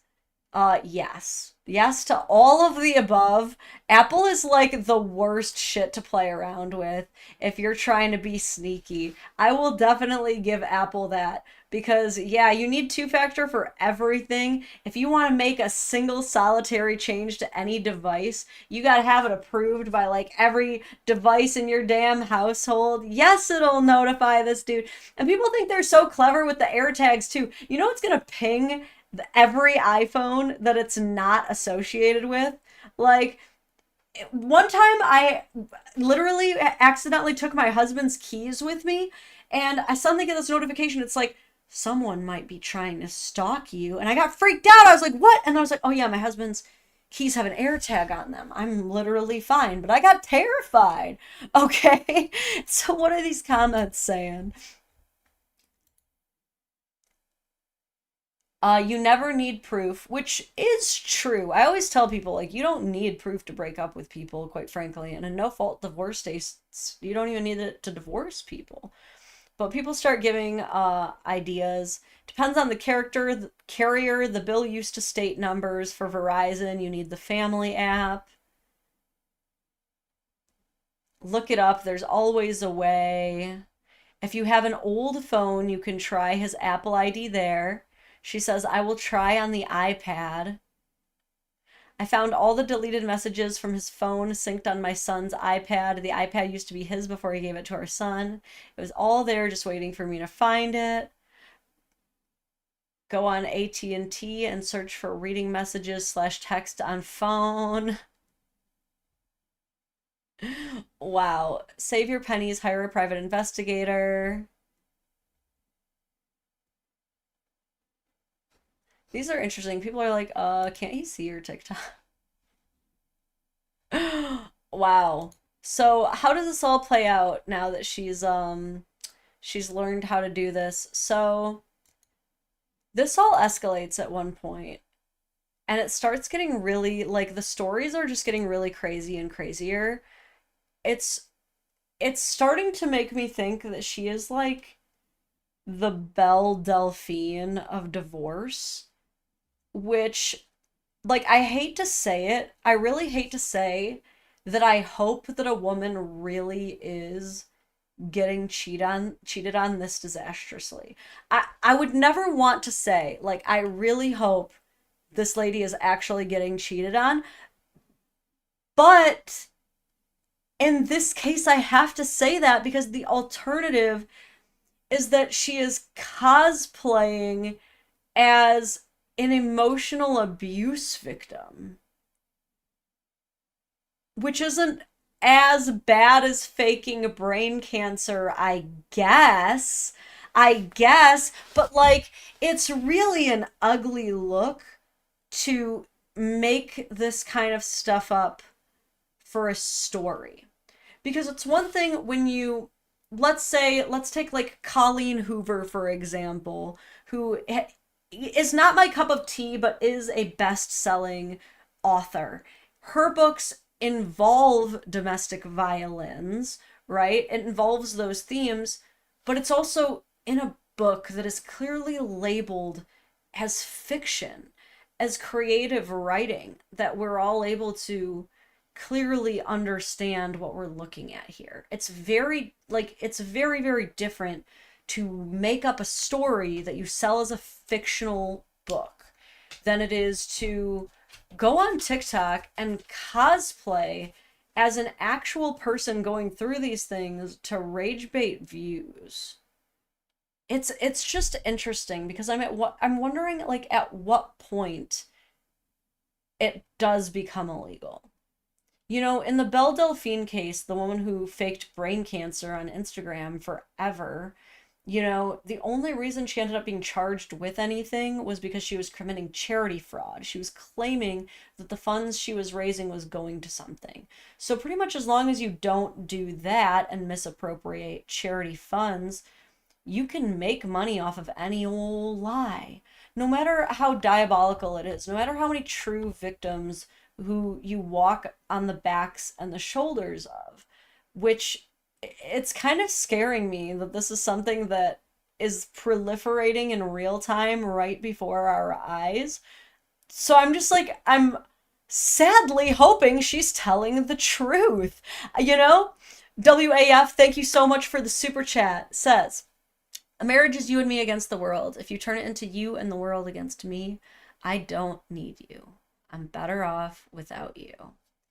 There is a lot to be said for that. I love a good old fashioned, like, loyal marriage. You know what I mean? Like, and people will accuse me of, like, oh, well, if you keep everything just between you and your spouse and you never talk to anybody about anything, that's how abuse can become worse because, you know, all of these things. It's like, well, yes, in certain situations, and you have to use your discernment to recognize them, yes, it is safer to tell other people so that they can be involved. But more commonly, considering, you know, 99% of all violence is caused by less than 1% of all men, statistically, most relationships don't get to that point. And so if most relationships are still involving family members and friends and every single petty squabble, what happens is you're turning all of your friends and family against that person. It's always going to be easier for us as the partner to forgive our partners than it is for anybody else to forgive them. A lot of times when you start complaining to people, you are ruining them forever. You know what I mean? And in this situation, if real, the difficult thing is I don't like partner shaming. I am tentatively okay with ex shaming because you've already left them.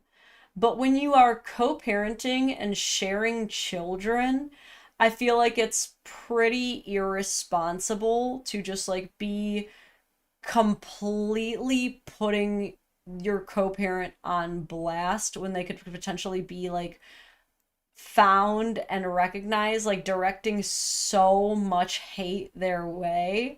That's when it can be a bit irresponsible too. I don't know. What do you guys think? If this is all real, is she justified? My concern is that it's not real. But this is how the story starts to escalate. She says, yesterday I learned an awful thing about my husband as she sits in a pool. And my question is always too, like, who's recording this? Like, maybe she just is at the Y with a friend and she's like, do you mind recording me just reflectively thinking in the pool so I can use it as a TikTok? And a lot of girls would probably be like, yeah, sure. But like, I just have to ask. Doom for Zombie says, Happy Pi Day. My autocorrect turned that into bi day. You know, every day is bi day when you are indeed bisexual, I suppose. Yeah, it is Pi Day. I forgot about that. Happy Pi Day. I gotta wish my mom a happy Pi Day. She's a math nerd. Anyway, so she goes and talks to one of her friends. She says that she had a friend over and she saw that her husband was like rubbing her hand. Very sus. I would not like that. So she talks to the friend and she said that the friend told her that he is always trying to have something with our nannies. Why do you have nannies if you're a stay-at-home mom?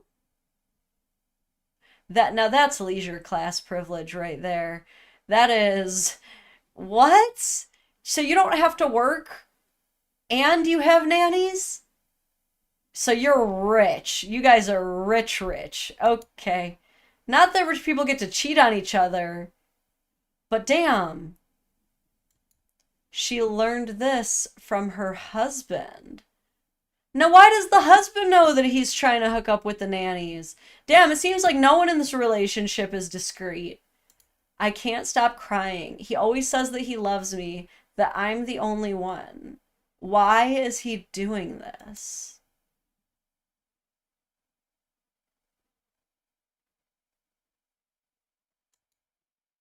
I was wondering why none of them stayed along with us. They all leave after being with us for a short time. Now I know.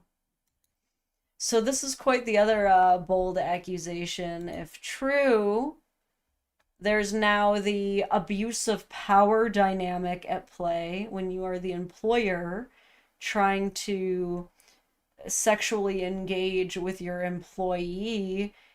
And it's also terribly embarrassing for the entire neighborhood to know it. Oh, this is getting this is either a horrible life or someone was like, I am going to write the greatest TikTok story of all time. So this is where it starts to get so much worse. This is where it escalates very quickly. Her next short, which is just another view of like her at a beach, says she wants me to pay 10K. What? Who wants you to pay 10K? What's happening now? Just yesterday, I found out that all our nannies had been leaving us so quickly because of my husband. And today, one of them came and demanded money from me.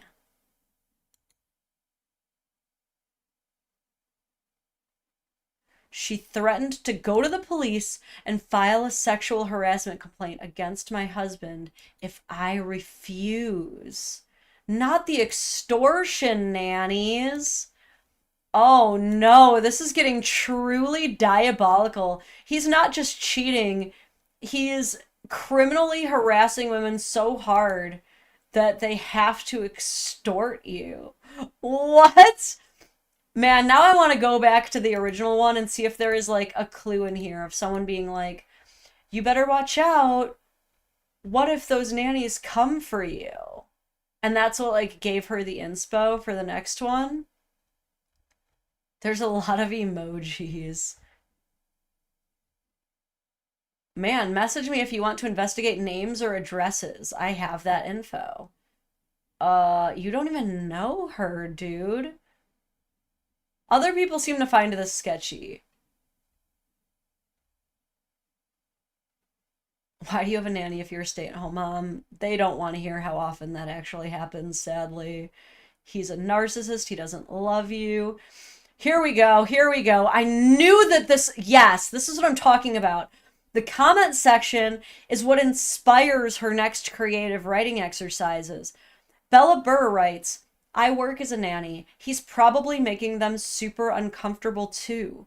Men fetishizing our job is so gross. I was lucky when I was starting to work for nice guys and lesbians. Oh no, she was getting her ideas. Nobody expects the extortion nannies. Thank you, Phil. We really don't. So, this is where she starts her arc of kind of like playing with us. Like, she's going back and forth in a lot of ways, but we finally get to the cheating being proven. I'm going to get to that, but first, I have to pee. So, I'm going to put up the BRB screen, and I will be right back.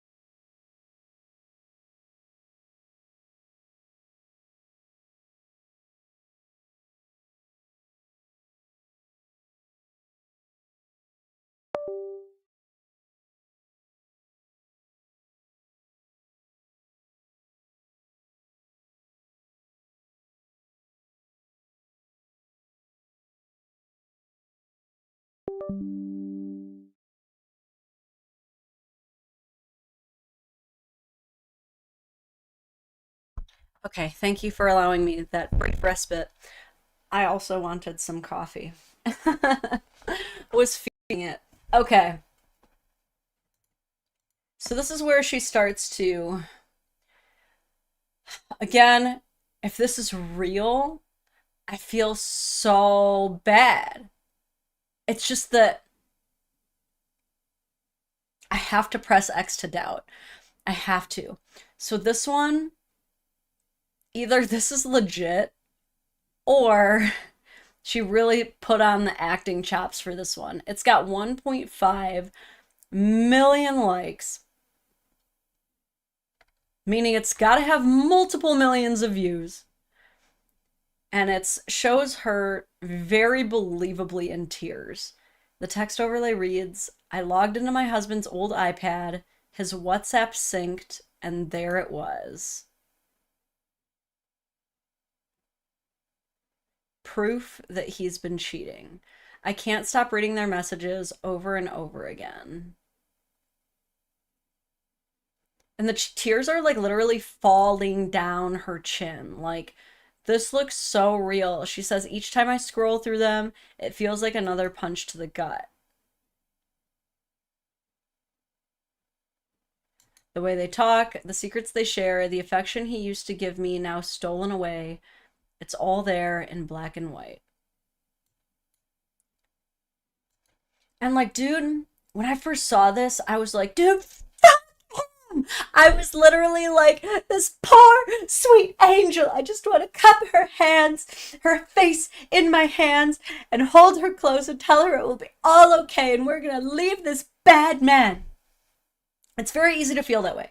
So easy. And then I think about it and I'm like, okay, like, I've been here, right? Like, anybody who's ever, like, literally caught someone cheating on them knows this pain, like this devastating, gut-wrenching pain, and you remember those feelings well.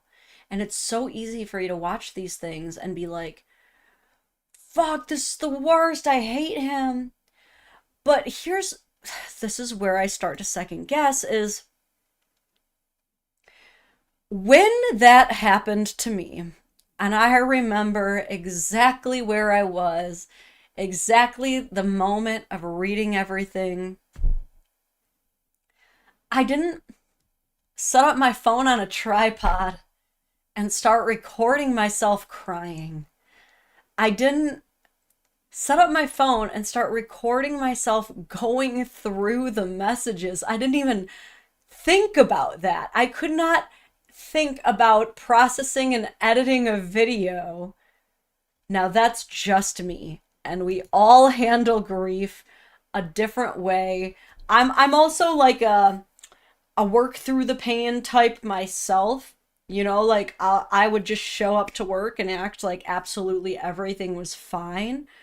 But like, so maybe that's just how she's feeling. Like, well, I don't have a job. I just vlog my life. I just film everything I'm doing. So I'm just gonna do that through the pain. That could be it. And it also could be a mix of both. Like, do you guys remember that girl who faked a pregnancy? Dude, what was her name? YouTuber fakes miscarriage. Caroline Constnar, is that her name? Let me see if I can like find her apology and we can watch that real quick, dude. Yeah, dude, this lady. Oh man, I guess I kind of cropped it awkwardly there. But hold on, where can I find the apology?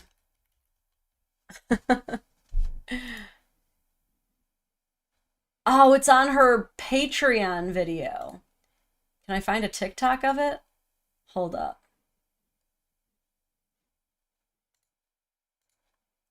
They're like, ugh, men are the worst. They're Has the audio been removed? so disgusting. I'm so sorry. This is awkward. This lady. Anyway, I'll edit this back in later.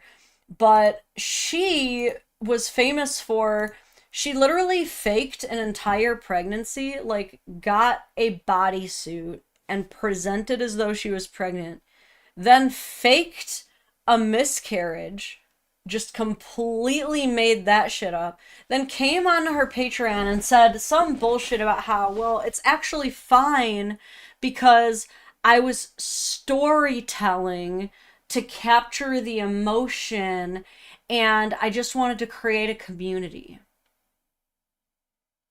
What? I've also heard of other YouTubers and TikTokers who faked different situations, faked like getting beat or something like that, and then they come back later and go, well, I was telling that story from a position of something that really did happen, but I exaggerated some details so that I could process it and heal. Like, people have come up with some of the craziest ways to explain why they came up on the internet and presented their lives in a complete fabricated way, in a way that they expected us to believe, and then we discovered that it was all false. So, look, I just have trust issues. That's all I can say is maybe this is real and I've just been burned too many times, but especially after that Are We Dating the Same Guy stream yesterday when we cold clocked that girl using a bruise filter on her face, skeptical Lauren remains skeptical. She says, I'm crying so much I can hardly see the words, but I can't tear myself away. It's like I'm torturing myself, knowing it will hurt every time I look, yet somehow I can't stop. It's all I can think about, the betrayal, the lies, and the more I read, the deeper I sink into this pain.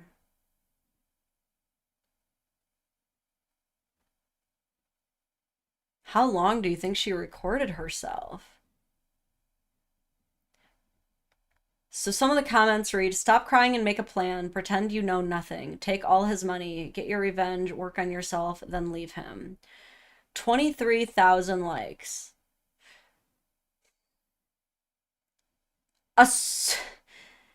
If this is not real, it writes itself. It's like, imagine you like start writing a book and your audience just in real time is telling you how it needs to end. Like, this is an insanely smart, unethical money grab.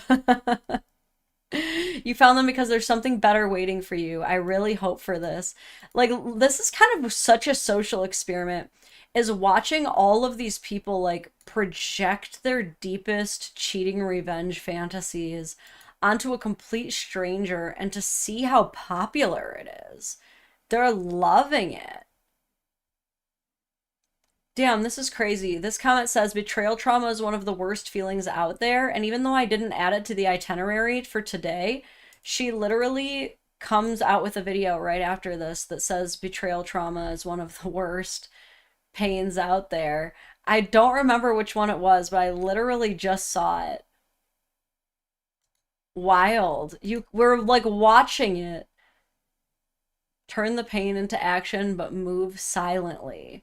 This is so crazy that there's like tens of thousands of these women out here being like, keep moving silently, girlfriend. Keep moving silently, girlfriend. Follow the plan. You're moving so sneakily. Y'all, she's on TikTok. What do you mean? What do you mean keep moving in silence? This is the loudest freaking divorce I've ever seen. I need to plan so much. You mean I need to pack in seasons and seasons of this slow content so I can keep absolutely milking this story arc. Holy cow. I can't let him know I know about the betrayal. My husband's been asking why I've been crying these past 2 days. I lied and said it's just hormones, blaming it on my period. This is like, she is 1000% the Belle Delphine of mom talk, dude. It's like she was already going to find a way to take these videos like on her playdates with her friends and like filming each other, but like the average like here's what we did today on a Tuesday just wasn't working, so they have to like up the ante and make it so much worse. SVR says protagonist might be an AI learning about relationships from the comment section. Dude, that would be crazy if this was all AI. That would be pretty high scale at this point. C2 to J, so good to see you. Pair character, oh, it's an emoji. Hey, you to you as well, my friend. Oh, man. So here is a new adaptation to the story. It's one of those, as I always say, the guilty dog barks the loudest. She says, he thought I was cheating. My husband came home and started frantically running around the house, opening all the doors and curtains. One of them fell off. He thought I had a man here, even though I spend all my time 24/7 with the kids.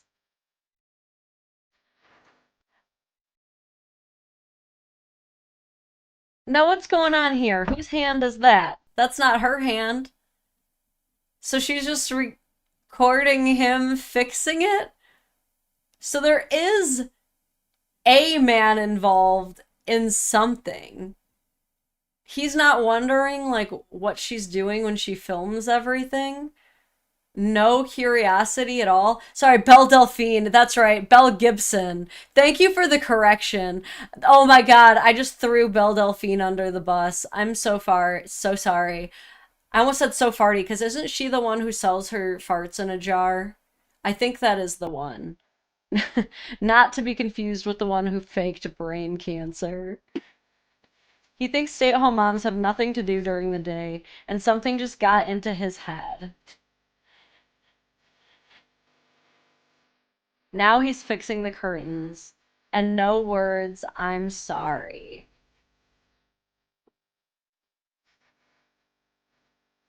So either this happened, and this guy has become such a chronic cheater, guilty dog, that he's coming home in like a jealous rage, ripping the curtains off the ground, or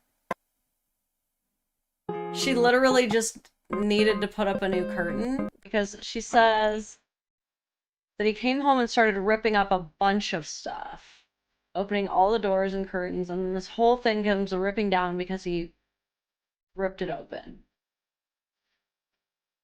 What do you guys think? Likely? What are the odds of that happening with like a build like this? Just completely tearing down the curtains. How much power do you think would have to go into that? Maybe they were old anyway?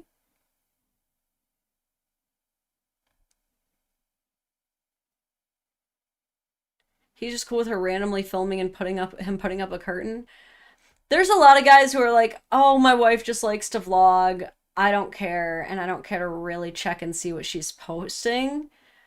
Belle Delphine sold bathwater, not jarred farts. Thank you. Amaranth sold farts. Belle Delphine sold her bathwater. That's right. That's right. Yeah, I mean, they've been together for 10 years. Allegedly, they have small kids. She just showed a video of her taking at least one of them out to, like, a Lego zoo. Yeah, what do you guys think? How easy would it be to, like, tear these down? And I mean, like, here's the thing, too, is it's like, these look pretty new, don't they? Doesn't it look like they just got a new kit, or no? Does it look like he fixed an old one? I'm really putting on my investigator hat for this one. What are we thinking here? The brackets coming out would wreck the walls. That's what I'm thinking. I'm like, man, I don't know. I don't know about this situation.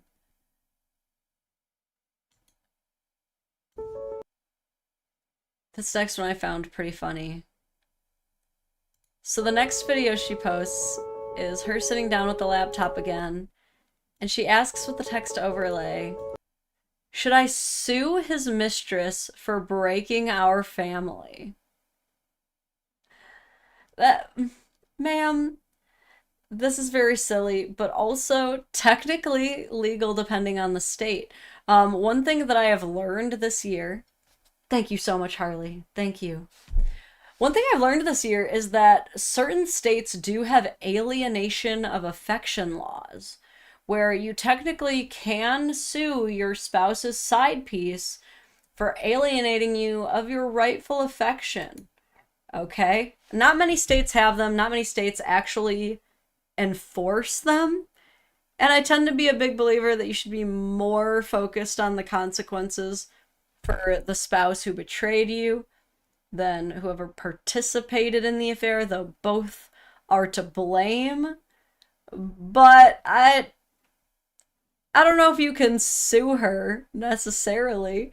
Although I will say there have been a few cases, okay, to bring it up. Recent alienation of affection wins. I think I just Googled this. There were some pretty big settlements In recent years, some individuals have successfully pursued alienation of affection lawsuits, with notable cases in North Carolina resulting in significant awards, such as $100,000 against a wife's lover. Wow. $750,000 against a wife's side piece. That's crazy. When was this? That was not that long ago. I want to say like 2019. There's another one. This seems pretty common in North Carolina, it seems. Because there was another man sued his wife's side piece for $9 million. To win an alienation of affection case, the plaintiff must demonstrate that the third party intentionally interfered with the marital relationship, causing harm to the marriage. Man, what states is this legal in? Y'all deserve to know. Sue these side pieces. They're only recognized in 6 states: Hawaii, Mississippi, New Mexico, North Carolina, South Dakota, and Utah. Interesting. I don't even think it has to be that diabolical. I think it just has to be cheating, quite frankly, which is very diabolical, but like, yeah, I think that's all you really need. Hey, just letting you know, there must be in the videos, in case for copyright reason, not sure you could hear it. There's music in the videos? Man, am I like not plugged in or something? What? Oh, wow, yeah, I am muted. I thought I was turning it off. My bad. Okay, there. I did mute it. Cool. Sorry about that. Glad you pointed that out for me. Doom for Zombies, thank you for your 5. Could be she said to her hubby it was a housework TikTok when they got a new set of curtains. Yeah, I think it's really easy to get away with, for sure. Okay. Wait, why is this still... There we go. Okay, I was like, do you guys still hear music? There shouldn't be. Okay. There we go, though. Let me turn it off. Okay. So anyway, should I sue my mistress? If you're in one of those 6 states, apparently, you are definitely allowed to.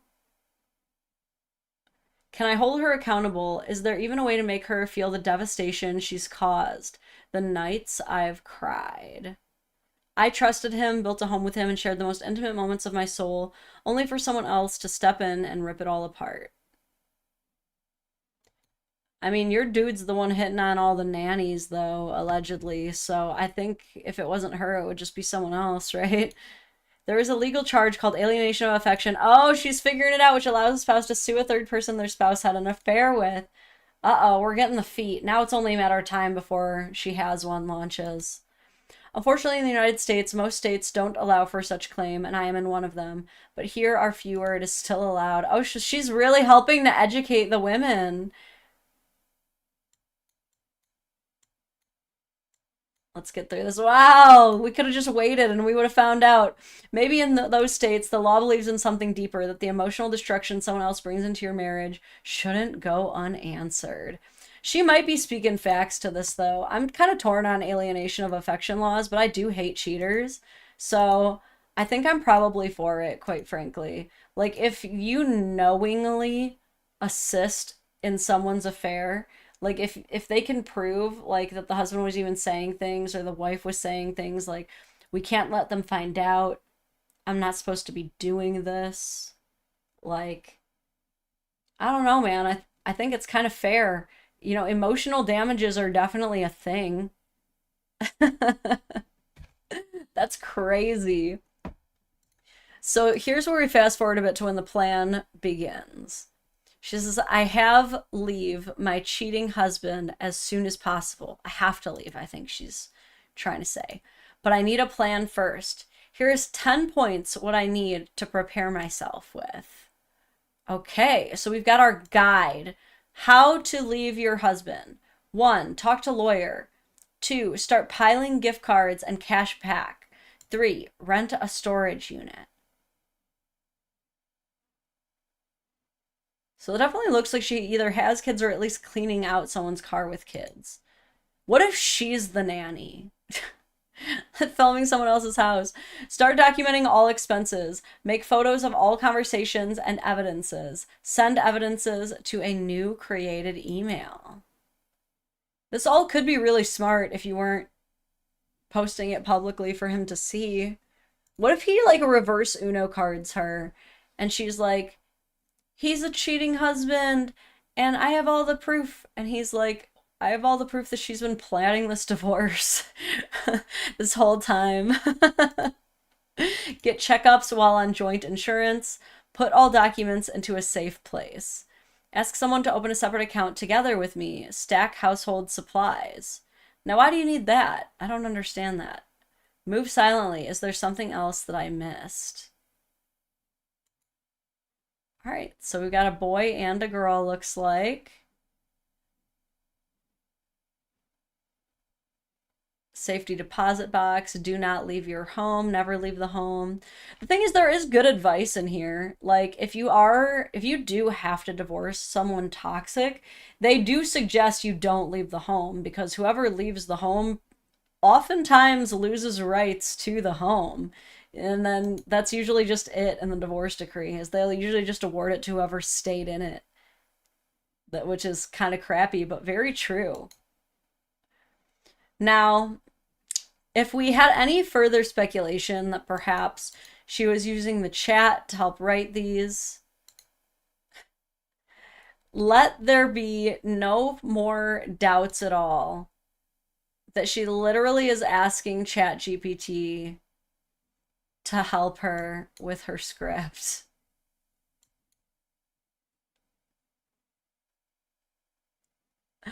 This is wild. She said, I think this program can be my new friend.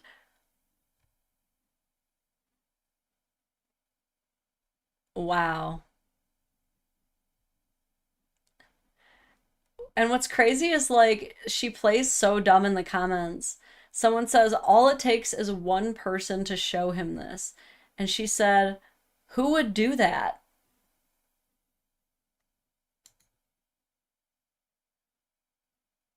What? Like, I can't tell if she's really this clueless or if this is just part of the silly, dumb character arc. This is wild. Now, I did appreciate this part of the story arc. My husband bought his mistress the same perfume I wear or used to cover his tracks. Dude, I've never heard of that one before, but how diabolical that this dude literally was like, or maybe she's just creating this fiction. But imagine being like, I can't have both of my women smelling differently, or they'll start to suspect each other. So I'm going to buy them all the exact same perfume. That's high-key genius, and I don't even like cheaters. That's wild. She says, I threw it away and bought myself something new. I hid the new ones in my car and ordered travel-size unlabeled bottles. So you're really telling me you're going through all this to elaborately transfer perfumes into a separate container so that you can sneakily smell different. This is so personal to me. A scent holds so many memories. I used it for years, but now I don't want to smell it ever again. All right. This is where I'm like, man, I've never heard of something like this before. And she does seem to show herself transferring the perfume. So I'm like, is this real? She says, this way it'll be harder for him to cover his tracks. Sorry, I'm not showing it. But like, man, is it even worth it at this point? Like, you kind of know what you need to know. Like, you've already seen the text messages. I don't know if we need to be building any more further Rube Goldberg experiences to further catch him. Like, don't we have enough? Wow, now we're just like dividing our entire time into catching him further, I guess. I can't tell if this is genius or a waste of brain cells. I This is wild. And she keeps upping the ante. Next. And I keep noticing those piggies. She knows what she's doing. She's maximizing her audience. He came home from a business trip where he had been with his mistress. Oh, look what's right there, ready for us to pop out. A journal. She says, he behaved as if everything was normal, and when he went to shower, I found this. You know how, like, when your cheating husband, who has locked you out of his phone and is trying to do everything to keep you out of his business, goes and takes a quick shower and you're on such a time crunch to get more evidence? You know how you set up your tripod to film everything? You know how you still remember to do that? It was his notebook, which he kept in his desk. I finally got my hands on it. My heart was pounding. I felt a little scared about what I might find, but I couldn't resist checking it.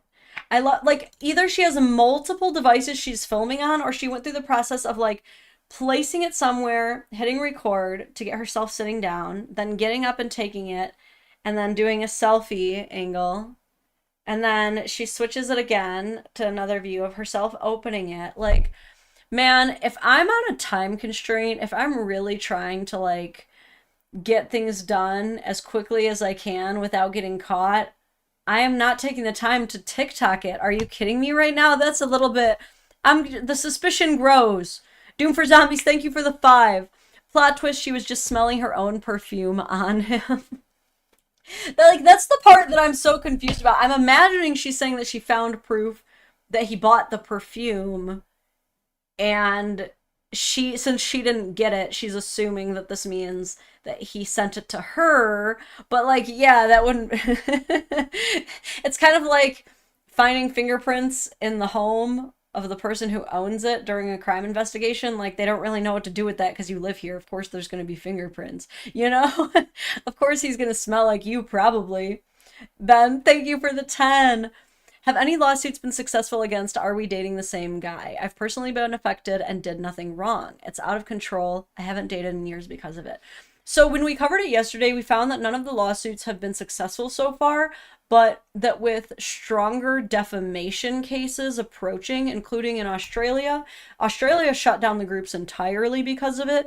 And with some of the bigger defamation cases we're starting to see, especially like after Depp v. Heard with Baldoni v. Lively, I think probably people are going to start taking things a little bit more seriously and kind of covering their ass a bit more. I can only hope, anyway. So she gets this notebook, this totally real, very real notebook. She opens it up, and there's nothing except for one page that says, "This is for the thoughts you can't share with anyone else and the dreams you've trusted only with me. Let's see where our story goes," with a big kiss mark. And if I'm gonna try to really analyze this of it, it almost looks like they tried kissing twice, which this is what that tells me. I was originally going to take a look at this lip stain and see how it lines up to her lips, which she doesn't have very big of lips. But what if she was like, but I don't want it to be obvious that these are my lips, are very identifiable. So she tried kissing and smearing it a little bit to make it seem like it was a different set of lips. But this does not look very organic to me, dude. This is crazy.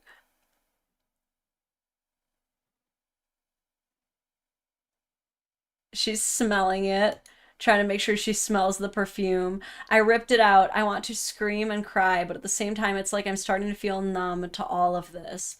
Is it a good sign? Okay, well, if you ripped it out, he probably knows you're on to him, and there's no point in being sneaky. Should I be learning from her? I want him to regret doing this to me. Do wives do things like these notes? Oh no, don't start comparing. It feels so silly to me. Why would someone do this? Do men even like it?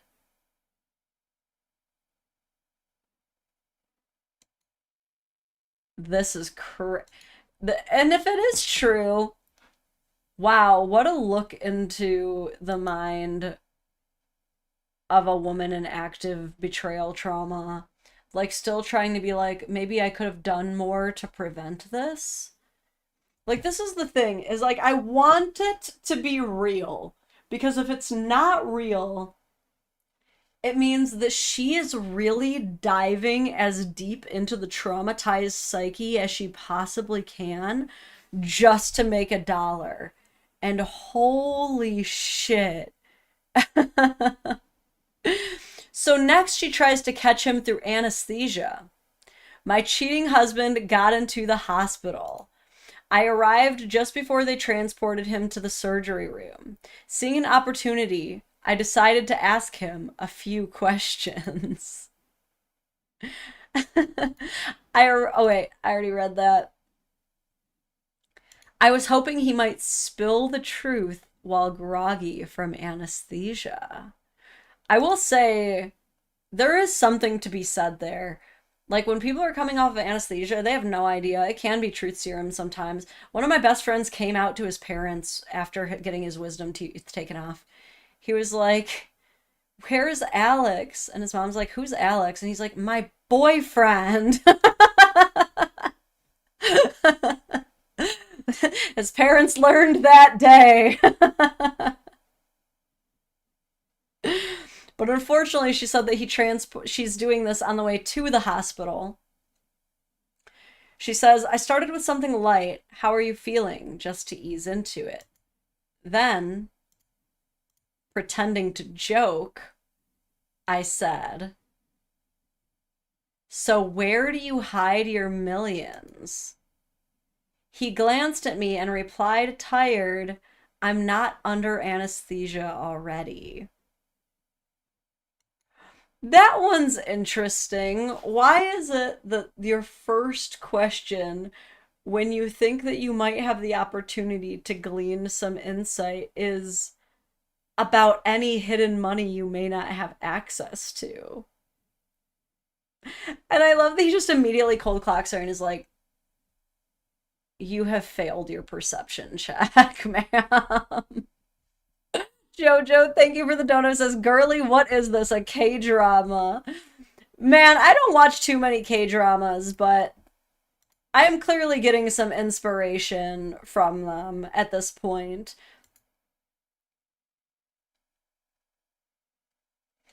Man, she really films everywhere. They're like, aren't these people embarrassed? Because, like, here's the thing, is either her husband really is, like, going into the hospital, and she's just like, oh, I vlog. I'm doing this for my vlog. In the waiting room with, like, HIPAA protected information being exchanged, and she's just like, I'm gonna set my camera up here. Oh, I'm vlogging. It's fine. I vlog. Like, I would be so embarrassed. What do you mean you're just vlogging at the hospital? I laughed and casually followed up, do you have a mistress?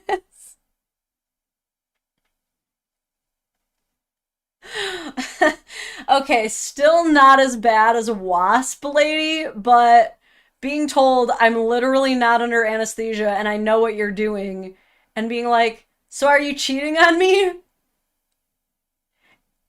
It's not as dumb as literally attacking a hornet's nest when you are allergic to hornets, but it's in the same Venn diagram. His expression changed. He looked at me strangely, then once again said, I'm not under anesthesia. Let's be very clear. The fact that his answer to these questions are, I'm not under anesthesia, and not like, what are you talking about? Why are you asking me these questions? He knows exactly what she's trying to do. It makes me wonder if, like, he knows all along and has just completely given up, or what? Because if this is all part of her story, why is she making herself the dumb one? This is why I go back and forth. Like, I love Devon says, I cannot deal with this woman. It is a lot. And then she takes a picture of this. Okay, I guess you're technically allowed to, because when I was in surgery, my husband got to view a board like this and my name wasn't on it. It was just my number. I nodded, pretending to drop it, then added offhandedly, "Oh, by the way, some Ashley called your phone. She was asking how you were, but I don't know who she is." Either this is real and she, like, still needs to work on her sleuthing skills, clearly, or she is just writing herself to be, like, the worst at doubling and tripling down. Like, sis, you're caught already. Like, what? I guess at this point, maybe she just doesn't care about being subtle, and she just wants him to know that she knows, which is also pretty valid. I love Samantha says she knows a good novel doesn't have a Mary Sue. She's J.K. Rowling it. Okay, that confused me. I thought she changed boots for a second. Did that confuse anyone else? She just changed shoe position. I was like, she just changed shoes? She says his face went pale. He hesitated, then quickly said, "That must be someone from work, just checking in on me."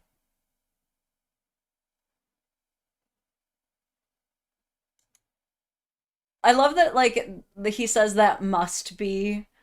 She says, of course, no Ashley had called. I just wanted to see his reaction, and I have my answer. Ashley is at work. Dude, Ashley's in danger. Any Ashley that he works with is now going to be catching all of the strays, even if she's completely uninvolved.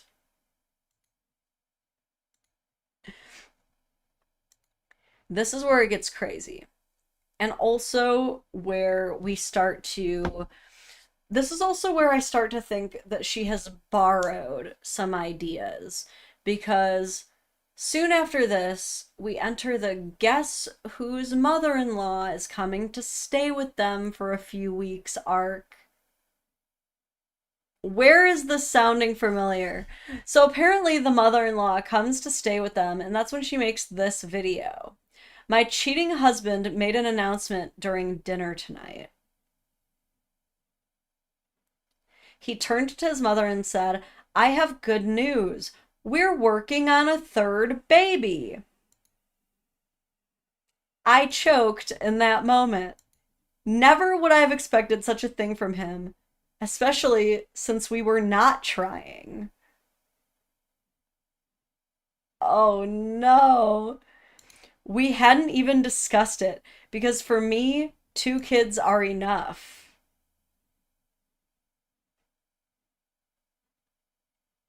My mother-in-law was ecstatic. She couldn't stop talking about how happy she was.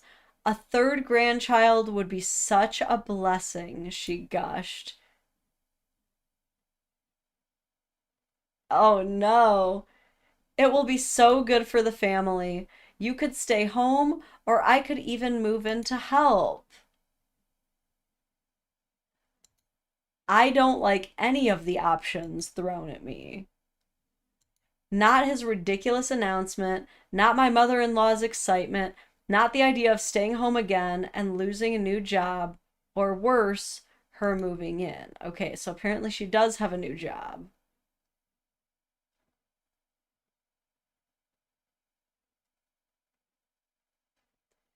Even the kids said they don't want another sibling. Why would he say that to show off that he is a good family man? The drama builds. And then this is her latest video. "I made a surprise visit to my cheating husband's office yesterday. He didn't see that coming."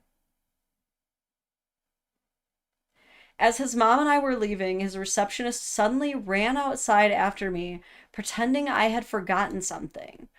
She hesitated for a moment, then said she didn't want to get involved and knew it wasn't really her place to say anything, but she also didn't want another woman to be hurt. What in the all cap is about to happen? She told me she had seen my husband romantically involved with another woman. This woman doesn't work at their office, but the receptionist had spotted her a few times at their building. It was surreal hearing it from someone else. When words are spoken out loud by a stranger, it hits differently. Of all the things that have never happened, a dude's secretary who is like never even met you as a woman sacrificing her entire job to come chasing after you and rat out her boss for his affair is the most not happened thing of this whole timeline, dude. And that is how I know conclusively that we literally have women on the internet today faking some of the worst kinds of trauma that women can go through, like re-traumatizing their viewers through these manufactured videos just for the tea, just for the bit. Light bulb, it is like fanfic, but it's like the weirdest type of fanfic. It's like, what if I wrote a fan fiction about a woman who is living the most terrible marriage I could possibly imagine? I'm sure she's typing to ChatGPT like, what are the biggest complaints that wives have? What are the worst parts of being a stay-at-home mom? And then she just like leans into it to rage bait the shit out of women who are already bitter and resentful and negative toward men. That's so crazy. Man, but you know what? I'm happy that other people are catching on before I even covered this and kind of decided, like, I feel like I gotta bring to people's attention that this account is definitely faking being cheated on right now. Because the top comment says, at this point, I feel this is all made up. Thank God I'm not the only one thinking this. It's a paycheck. Yes, there's a Reddit. What's it called? There's a Reddit. Leaving her husband means no more TikTok check. There's... All right, y'all, we have to dive into the subreddit now. Now that I know, we have to find Wife in Shadow's subreddit. I know that a lot of creators have what's called like snark pages. Wife in Shadow's subreddit. Where is it? Maybe I have to like actually put the periods in there. Wife dot, oh, it's Wife in Shadow, not Wife in Shadows. Wife in Shadow. Okay. Man, I'm not finding it. Communities. Maybe they say in the comments, what is the Reddit? Other people are asking, what is the Reddit? I'm scrolling through the comments trying to find it. Has anybody else found it? Guys, we have to find this subreddit. Let's go. There's just all these comments are like, same, true, I was thinking that, I've been saying this. This is validating.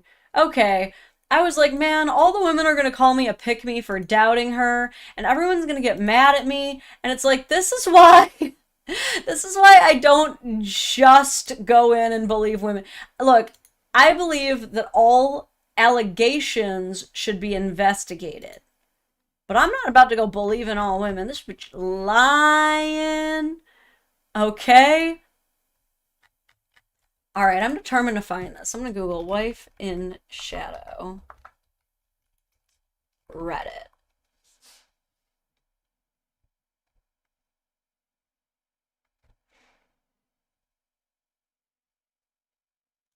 Does she go by a different name? How can I find this Reddit? Man, this is driving me crazy. But this is her page. Let me scroll down a bit, elaborate a bit more. She goes by Wife in Shadow. She has 87,000 followers, so she's definitely monetized. Her profile picture looks AI.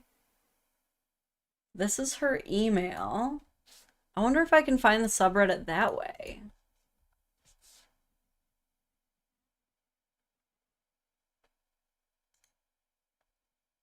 I may have found her Instagram.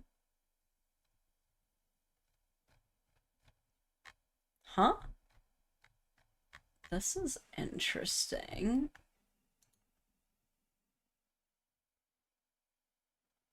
Weird.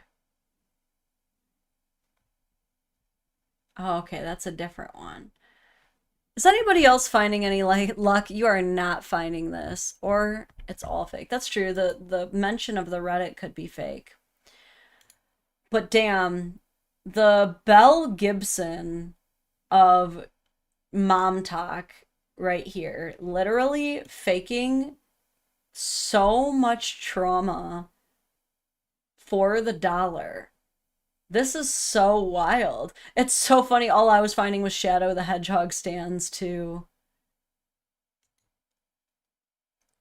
This is pretty interesting. It's so easy in so many ways actually to retain a sense of anonymity, but like the thing is, I know that she's not an entirely AI generated person. She shows herself all the time. It appears that she really does actually have kids. She's showing them here, which is wild. And it would be one thing if it designated anywhere here that this is a satire page.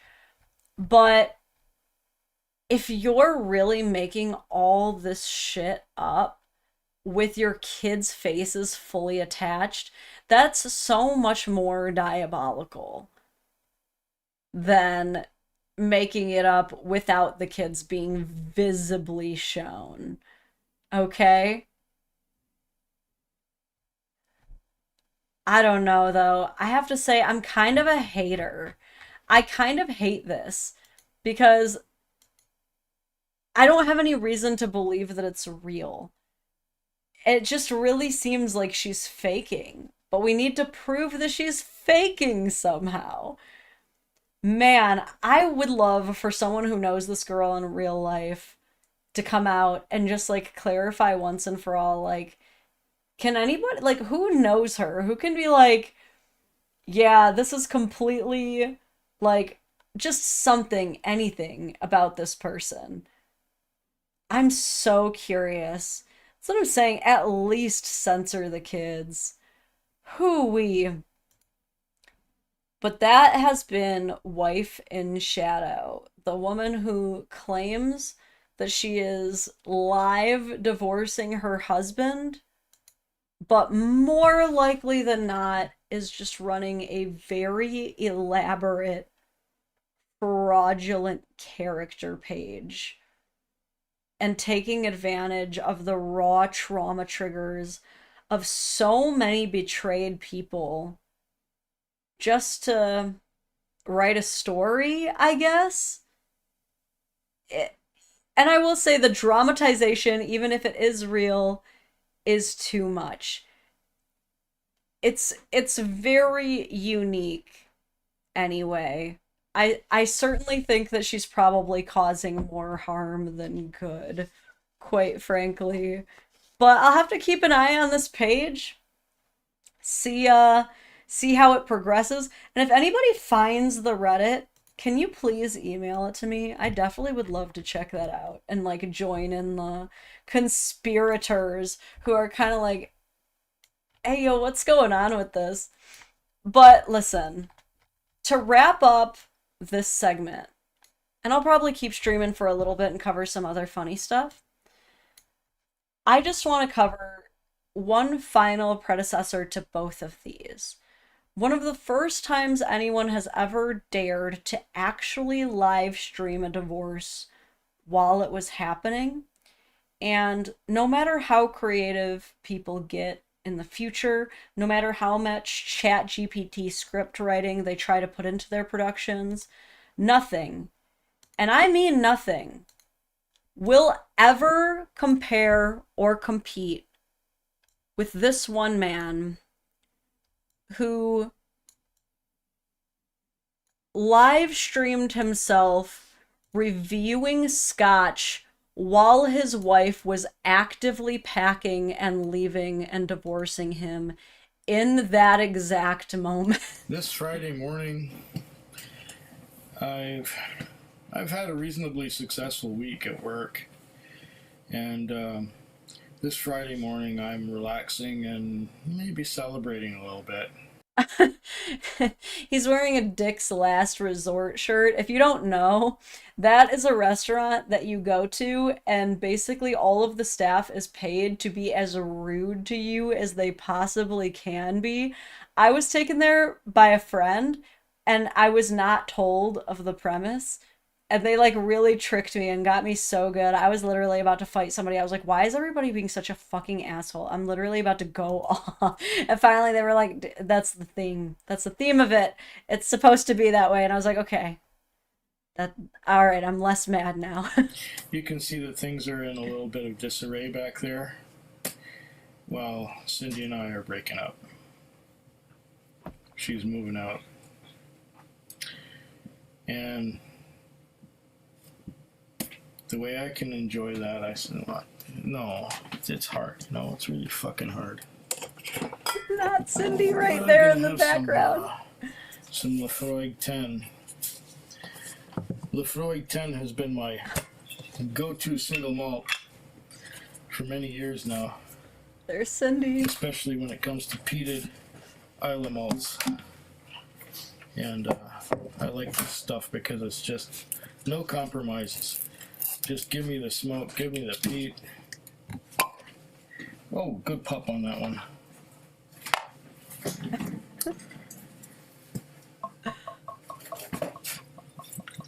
This is just unbelievable. She's literally right there, and he's like, so we're breaking up. There she is right now.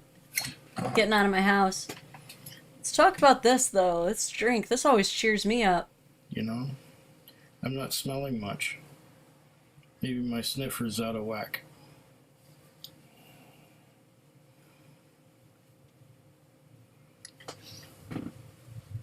Oh my god, she's over there wiping her nose. Is she crying?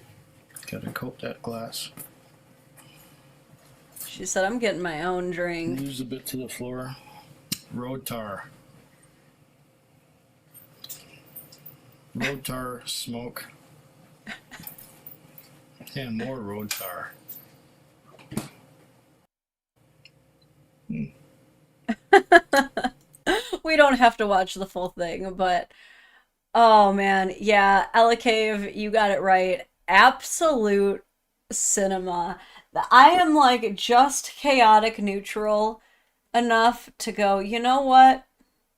Yeah, I'm not even mad about that. That's hilarious. And she's just going on. To be honest, it looks like it must be pretty amicable if she's not like literally pissed off at him doing this. He really thought that that was a perfectly fine idea, and she really was like, whatever. Oh my god. An iconic point of history, dude. People just gotta learn how to keep more things private at the end of the day. They also gotta learn to stop fucking lying about terrible, traumatic things. Good god. Alright. What else do I want to cover for right now? Oh, here's a fun one. You guys might have seen this one already. But what I like about this video is it's not just one woman being a little bit unreasonable, which we see pretty often, I feel, but we get to see another woman absolutely calling her out for being unreasonable. which, like, I do that, but it's always good to see other people doing that. You know what I mean? So tell me if you've seen this one before. This woman has text overlay that reads, child support update. They took away my $3,700 and judge said I was lucky that they aren't making me pay it back. What is this going to entail? That seems pretty steep for a child support order. What's she gonna have to say about it? Child support court update. Ain't nobody asked for this, but go ahead, sis. Next. So I had court again today because a new judge was assigned to the case. If you don't know, I get $3,700 of child support every month. 3,000. Excuse me, sis. How many children do you have? I was wondering Is the that. nigga rich? And how much is that a year? Hold on. She's doing the math. That's 44 grand a year. That's like a hardworking person's annual salary. You know what I mean? Like, who's affording that? Meanwhile, there are niggas in England paying about £1 a week in child maintenance, bruv. Next. And I use it on myself. I don't use it on my kids. But the money is for the kids, though. I.e. the word child in child support. But you know what? Let's hear her out. Next. The old judge that was assigned to our case was okay with me spending, the child support on myself because he clearly said it was just reimbursement for what I had been spending on my children. I think Do you guys hear that one? I hear that one all the time. Child support is just reimbursement for what's already being spent. It's just reimbursement for what's already being spent. And it's like, sometimes that is the case. And other times, because it's calculated off of this like really whack formula and very few states actually have any caps. We also get other situations because how is it that some kids are only worth $350 a month, but then we have other kids worth $5,000 a month? Why is your kid worth more than mine? How can we just assume that is what is actually being spent? Because everybody says that. Everybody says, oh, well, it's just a reimbursement. If that's the case, then why is child support not calculated off of average monthly spending? Why is it calculated off of overnights, which is not an accurate reflection of how much time is actually being spent with the child, and both parents' income, which is not reflective of how much needs to be spent on the child, right? So that's an improper argument. I don't like that one. that's why you got a new judge, sis. Next. But the judge today was not having none of that shit. Rightfully so, because the money weren't yours to begin with. Hence the word child in child support. Next. And she completely took me off of child support. Meaning I'm now getting $0 Sound like the judge is doing a good job. Next. for my 7 kids. 7 kids in this economy is nasty work. Next. Ooh, 7 kids. Now I will say, that's gonna rack the child support up. That's gonna make it that's gonna make it a lot more expensive. How'd you end up with 7 kids? I feel like by the time you have 7 kids with a man, you just have to stay together. I mean, how are you gonna do it without each other at that point? You guys have half the football team. What do you mean split? Oh, okay.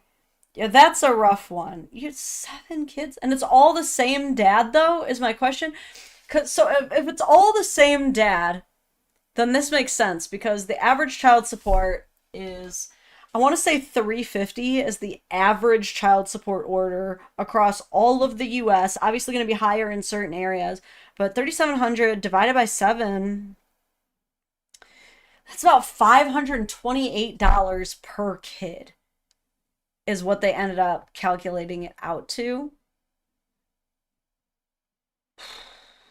Now, if you're not seeing your kid at all, which I would imagine you probably have to work a lot to earn that much money, like, you must not be seeing your kids at all for it to be that steep. I've got to imagine that is, that's a lot.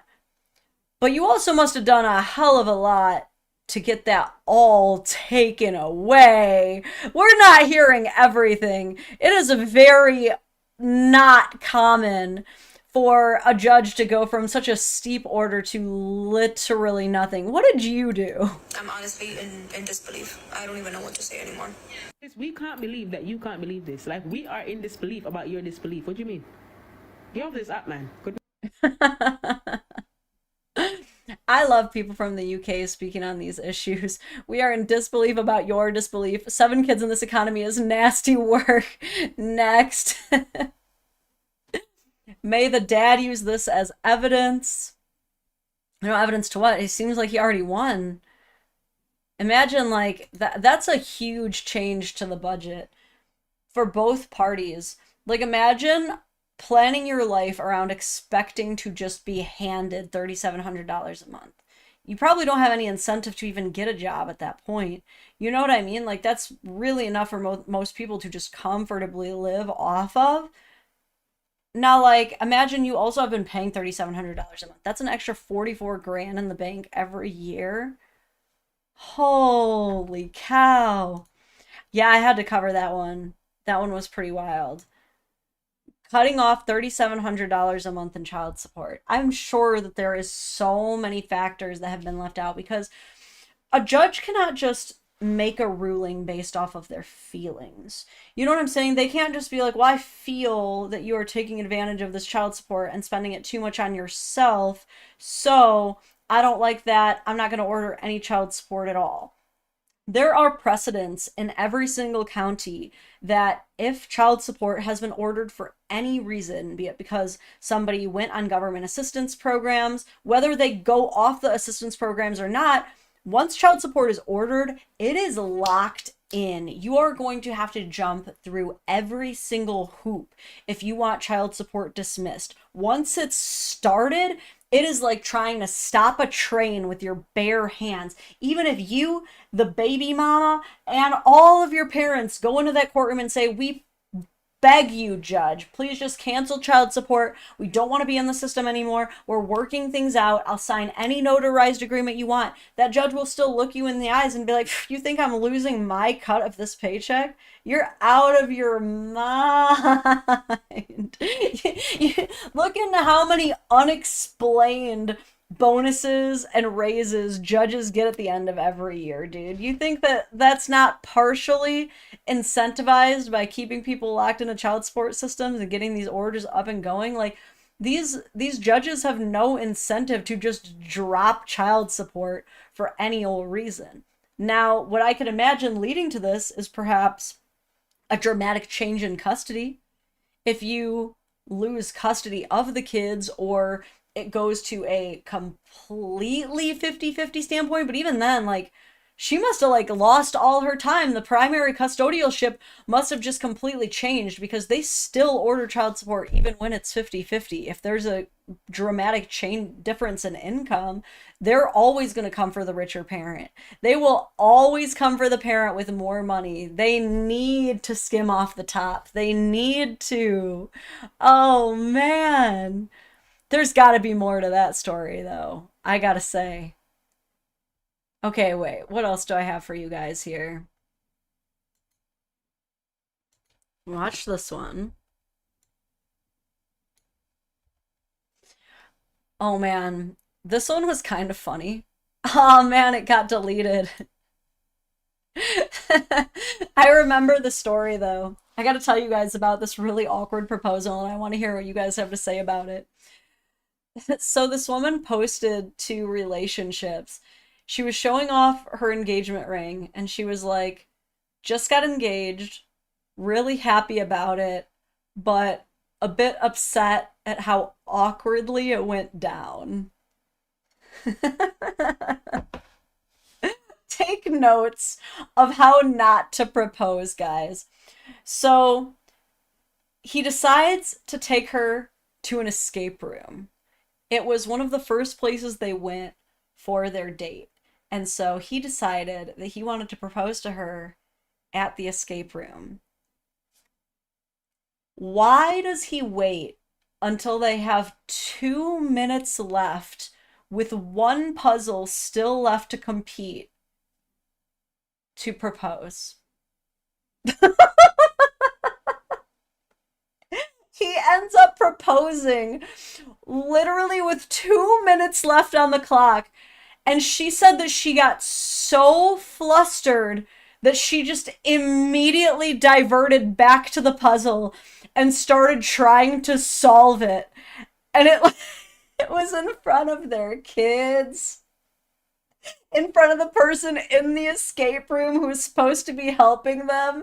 So to just set the scene for you, we've got this man on his knee, ring presented, the kids also just kind of like, we gotta get out of here. And he's like, will you marry me? She's like, yeah, not right now. We have 2 minutes left.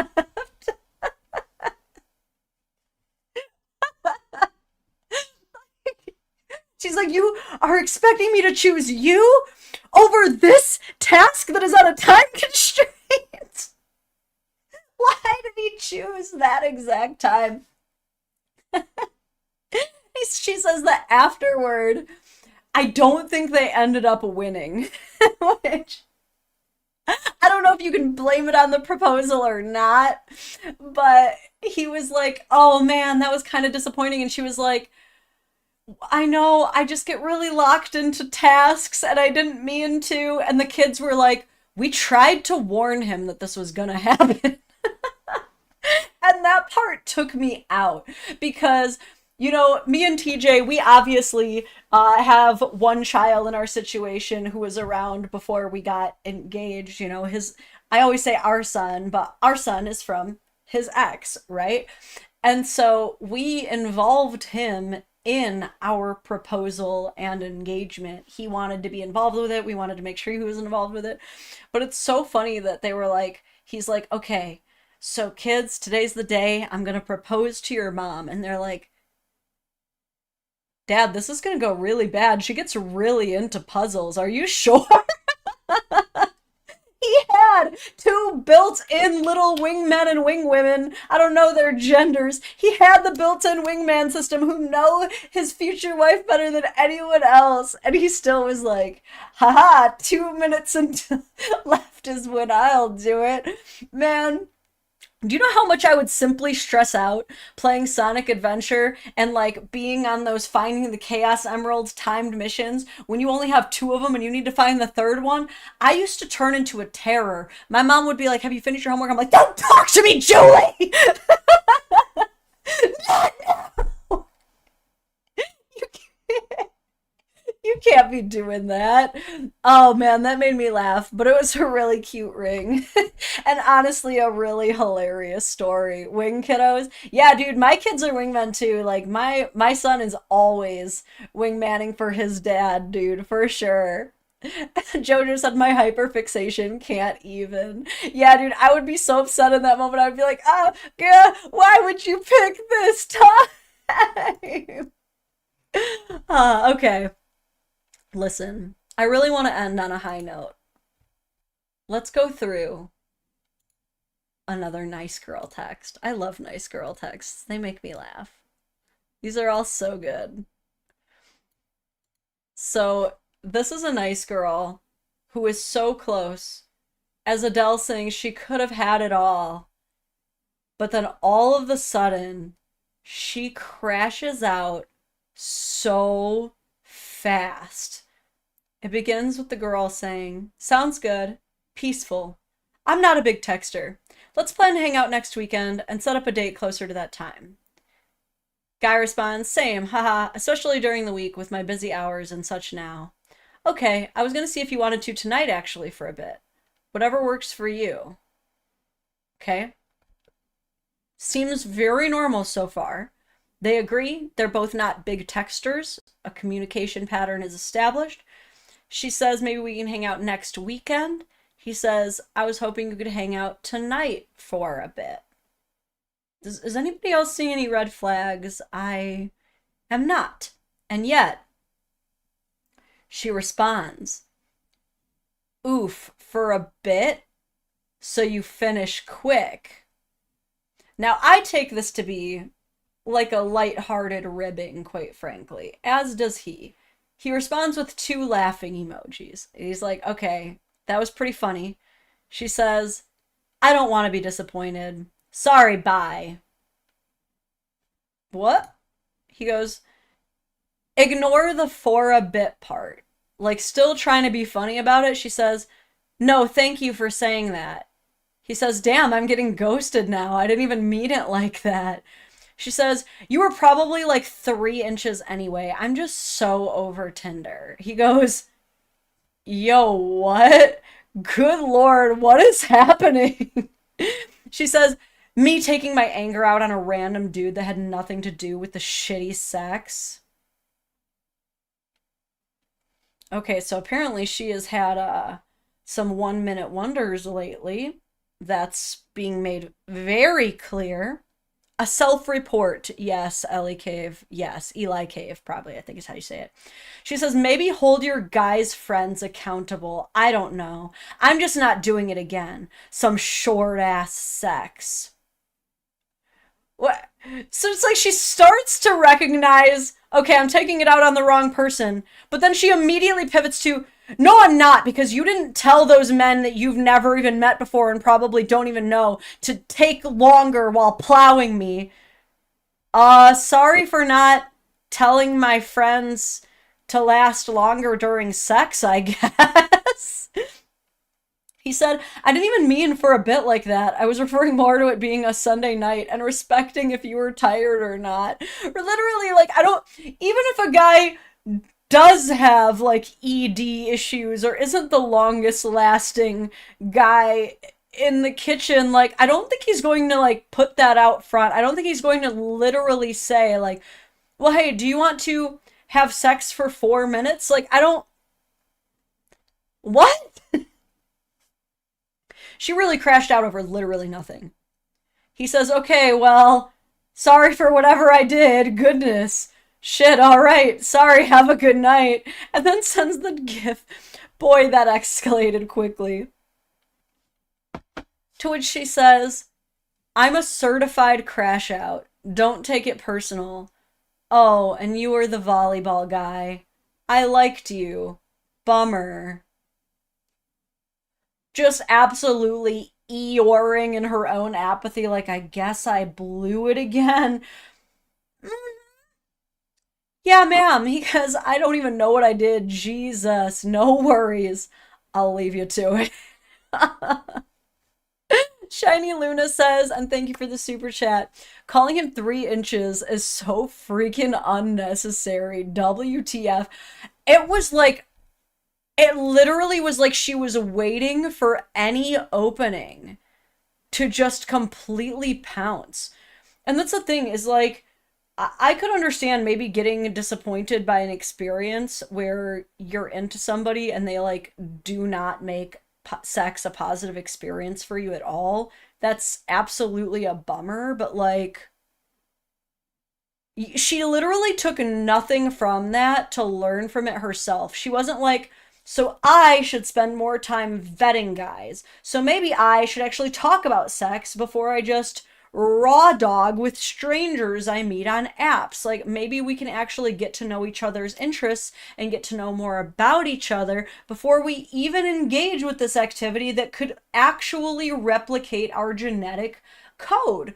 No, she goes straight to, like, I am going to just burning haystack method everything immediately. Just burn everything to the ground the second I see an even minor perceived slight. I can't believe she was like, this is your fault for not telling your men to last longer in bed. Like, damn, I didn't realize I was the sex army sergeant all of a sudden. Damn. Holy shit. Wild escalation. Okay. Let's wrap this up with a video that I think it's Ben. Ben, are you the one? No, it's Gus. You've been wanting to react to this. Gus, are you still here? I'm finally going to react to the Only JS video. Okay? Gus has been wanting me. No, it's Ben. I actually wrote it down here. Ben is the one. I'm like, who wanted me to watch this? Ben has been begging me to react to this. So it is finally time. Watch Ben not even be here. Okay. This is a reaction to a reaction. We're about to be inceptioned here. But let's react to this YouTube short. This is posted by a well-known creator, OnlyJS. If you know the controversy, you know. But yeah, OnlyJS is definitely a controversial figure, and she had a hot take on this one, so I'm just gonna watch the video and then we can react together. This is her reacting to the Whatever podcast. Men are typically expected to court women, approach women, ask them out on dates, maybe pick them up, pay for dates, make the first move, etc. If you're wondering why Brian's voice sounds that way, it would appear that for one reason or another, OnlyJS has decided to run Brian's voice through a Jordan Peterson AI voice bot. And I can already imagine the intention is this is her way of both, one, avoiding copyright strikes on her channel, an issue she has faced many hard times with and I'm sure has just become overly paranoid about, but also I think the implication here is all these red pill guys are just the same, aren't they? Ben and I are the same person. Golly, that's confusing. Okay, Gus Ben, that's your new name. Men are typically expected to court women, approach women, ask them out on dates, maybe pick them up, pay for dates, make the first move, etc. What are women expected to do to build a relationship? So I'm talking about that initial stage. What are women expected to do? Since you asked, I wrote all this. She's expected to look attractive, have flawless skin, hair, nails, body fashion, hygiene, right? She's expected to balance her personality traits, be fun, be smart, be confident, but don't be intimidating. Okay. She's talking, she's not talking very, very fast, but she also chose to speed herself up quite significantly. All of this is sped up and made 10 times more obnoxious than it ever needed to be, but Ben Gus, really wanted us to cover this whole topic matter, which is Brian asks the podcast, you know, men are expected to do all of these things through the process of courtship. What do women have to do? You know, it is well known that men are pretty expected to have to pay for dates. They do need to present as financially responsible, be pretty clean cut. A lot of the burden of initial courtship is societally often placed on men. So he asks that question, which is essentially, what is women's job? And so far her answer is she has to have the perfect body and look attractive. This is a very common argument, I fear, when women are asked, like, why do men have to pay for the dates? Why do men have to pay for everything? They argue, well, it's because women have to pay for all of the beauty. So men are really just compensating them for their beauty. I mean, that's certainly a perception. Is it true? I don't think so, because average looking women get long-term partners all the time. I mean, look at polyamorous people. They'll be juggling like 3, 4, 5 partners at any given time. And you know, that community is not exactly known for like having the most stereotypically classical beauty appearances, right? So is it necessary? I don't know. Next, she says that women's job is to balance their personality. I mean, okay. I think men probably also have to do this. If by balancing your personality you mean just like coming across as a good person who's not an asshole, aren't you just describing the bare minimum?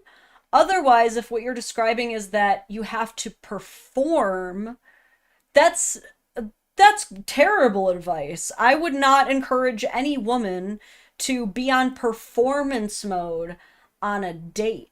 Like, I'm sorry to say, but like when people say be yourself, they're saying that because it's a time-saving measurement. If you're on performance mode for all these first dates and you're pretending to be someone you're not, then it's going to crash and burn eventually. You can't just maintain a facade forever, especially with someone you eventually plan on getting to a point where you don't even have to close the bathroom door to pee anymore, which is ultimately the end goal, right? The end goal of mating is to not have to close the bathroom door when you pee. Am I wrong? Like, you kind of have to be yourself to get there, I feel. She's also expected to manage her dating carefully, you know, filter out red flag men who just want sex,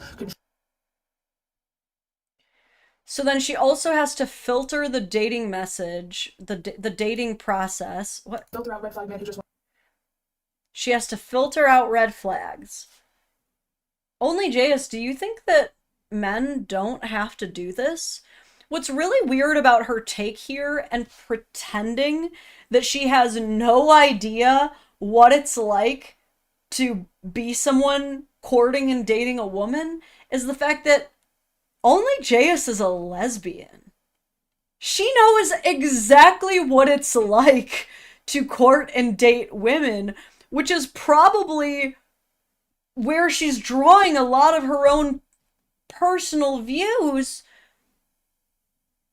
She knows exactly the fact that everybody needs to sort through red flags and figure out who's just using them for things. And it's like, yeah, men may not have to worry as much about women simply using them for sex. That's absolutely true. It doesn't mean they have no fears about women using them.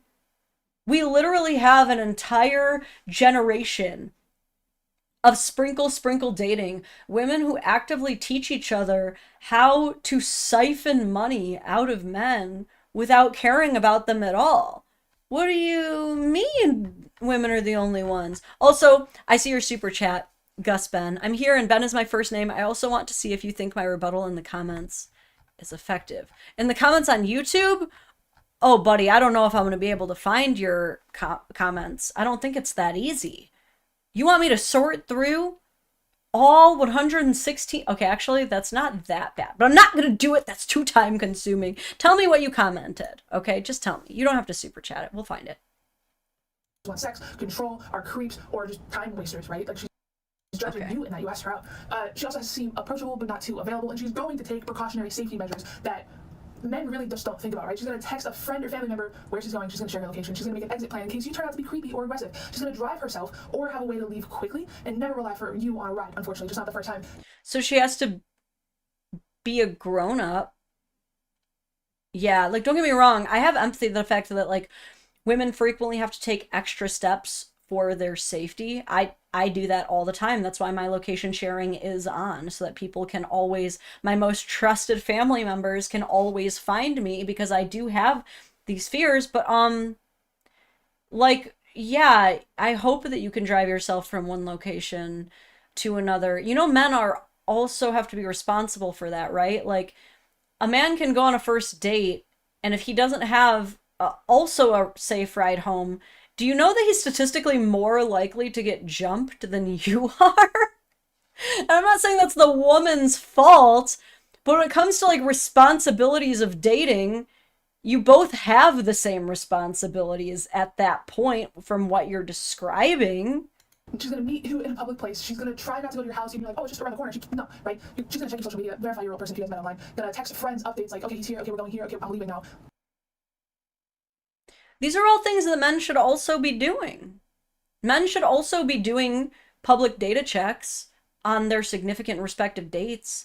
Men should be telling other people where they're going. After, right? She's gonna have to watch her drink to make sure she doesn't get drugged. She's gonna have to avoid drinking too much. Well, men, you can pretty much drink however you feel comfortable with, right? She's also gonna have to be ready to gently reject you if... That's not true either. Men cannot simply drink as much as they want.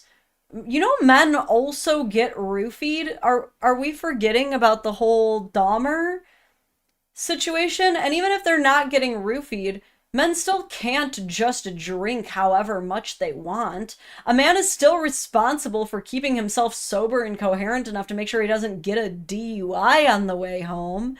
I know, I'm gonna have to see if I can actually slow her down. You can see that I did not speed her up. She just... This is why I didn't want to react to this, but it means a lot to my dear Gus Ben, and so he's been asking like every live stream, so we have to do it. He's a loyal and loving Gus Ben. There's just not a spark, and she's scared you might react violently or to just rejection because she doesn't know you that well. She could at least caption correctly. She said, or she doesn't know you that well, and she's like captioning it. You could at least yellow But gosh dang, only Jace. stuff. Let's say you're not a creep and she's just going, well, She said, let's say you're not a creep. But the captions read, let's say you're not pregnant. Fellas, even if you're not pregnant, women still have reasons to be afraid of you. Yes, they would be more afraid of you if you were pregnant, but they can be afraid of you even if you're not pregnant. Comments too long, so I emailed you. Okay, I'll double check that. well, she likes you. What is she expected to do now? She has to make you feel comfortable while also like still trying to feel safe. Gonna look perfect, act chill, never seem nervous. Let you talk about yourself, make you feel important, right? That helps. Smile, laugh, suddenly flirt, keep your interest. Be okay with awkwardness, but make sure like it's not too weird. Avoid topics that make you feel insecure. Trauma, feminism, exes. How can you be gay and still not realize that that's exactly what dating women is also like? What are you talking about? Dude, okay. Look, I'm just gonna tell you guys, some of you know this part of my lore, some of you do not, but prior to TJ, I did date a couple women. I did, okay? And I can safely and confidently tell you, yeah, it's just as precarious. You are walking on just as many eggshells. It is just as awkward to get to know and present yourself to another woman that you are actively courting as it is a man. What do you mean that you're going to pretend that none of these things apply? She's like, maybe she thinks it's different when it's woman on woman. Maybe she's like, because I personally couldn't speak to what it's like to date a woman as a man, but I am at least willing to listen to enough men to know that she's wrong. Tend not to notice red flags or like risk ruining the vibe. She's just repeating the same stuff over and over again. Making sure that you don't feel judged. Also gonna have to make sure that she gets home safely. Sometimes having the friend like ready to call if she needs. How many times has she said, you have to be approachable but safe, and you have to be safe, and then you have to talk to your friends, and then you have to be safe, and then call your friends? And did you make sure that you tell your friends that you're on the date yet? She has to be presentable, but she also has to be presentable and safe. Like, she's just repeating the same thing over and over again. She didn't have to make this video and speed it up. She could have written a script where she had the 4 talking points that she says in 7 different ways and just read off the script. Hey, oh my god, your cat died? I'm so sorry, my friend's cat died. I really gotta go. It's nice meeting you. I'm so sorry. Like, let's say the date goes good though. She's saying that what women bring to the table is elaborate excuses of how to leave, saying that their friend's cat died. That's the heavy weight of burden that us women carry these days, is we have the Sisyphean task of coming up with excuses to leave a date. Huh? Samantha Cousin dated a couple women too. Dating still was terrible. Yeah, dude, especially when people are like, dating women is such a luxury for men because women are all so clean and loyal and nice to you all the time and never weaponize things that you've told them in confidence, and they're always so good to you. Do I need to tell the Caesar salad story again? Of the Caesar salad that sloshed around in this girl's car every single day of the week for a week long straight, okay? Do we have to go back to the Caesar salad story, okay? Because I will retell it. Right? Like, what is she now expected to do if you continue to date her? She has to always be available, but never be clingy, be fun, cool, exciting, so you don't get bored. Oh, wow. What? So she's now making the argument that not only do women have to dress to the nines, hire a personal fleet of protection, go through all of these extra steps just for a first date, but in order to continue dating a man, they have to be constantly available, but not too clingy. Stay sexually appealing, but never be too easy. Act like she has no expectations so you don't feel pressure. To be understanding when you pull away, because you men have mood swings out the ass. Pretension's okay if you're Oh, but men are the ones who have mood swings. still dating others because you're not ready to commit. Be like ready to wait for your commitment while staying loyal to yourself. Keep her location sharing on whatever. It looks like she is reading off of something. How can she be reading off of something and still be like, so scatterbrained. It feels like she's trying to do the monologue from the Barbie movie where the woman like very effortlessly and effectively talks about how difficult it is to juggle being a woman. It feels like she's trying to do that monologue, but like off her meds. to your place and stay alert of signs of manipulation or controlling behavior because you have to be aware of You that. said all of this already. Come on, in the relationship, she's gonna have to accept that she's gonna be the one that's to maintain this emotional connection that you guys have. Always be easygoing so she doesn't scare you away. Understand? Why though? Why do you believe that women are the ones solely responsible for maintaining the emotional connection? Why would you even perpetuate that concept to other women? That's so harmful. Like, it's so weird that they like just build these self-prophecies that are so negative, and they're like, well, we all know it's the woman's job to emotionally carry the relationship. Why? If that's honestly how you feel, why would you even date?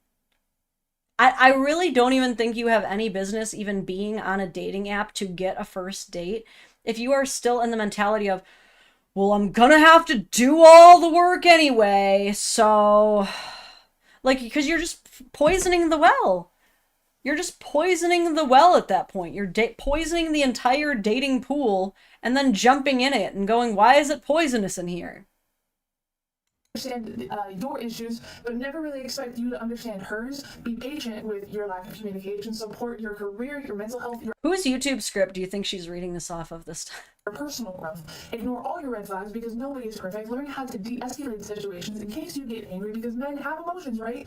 But they choose to express it in anger for some reason. Oh, you were so Avoid close. triggering any You were so insecurity you have, close. maybe money or masculinity, past relationships, and adjust to your preferences while keeping her own desires in check sometimes. Unfortunate. Now, also, if you're gonna continue dating, maybe even marry, right? Move in together, she's now expected to take care of the home, clean, organize, cook, do laundry, make sure that you eat well and stay healthy, plan all social events, birthdays, and holidays, except that her workload is going to double, while yours very likely is going to stay the same. I get what's happening here.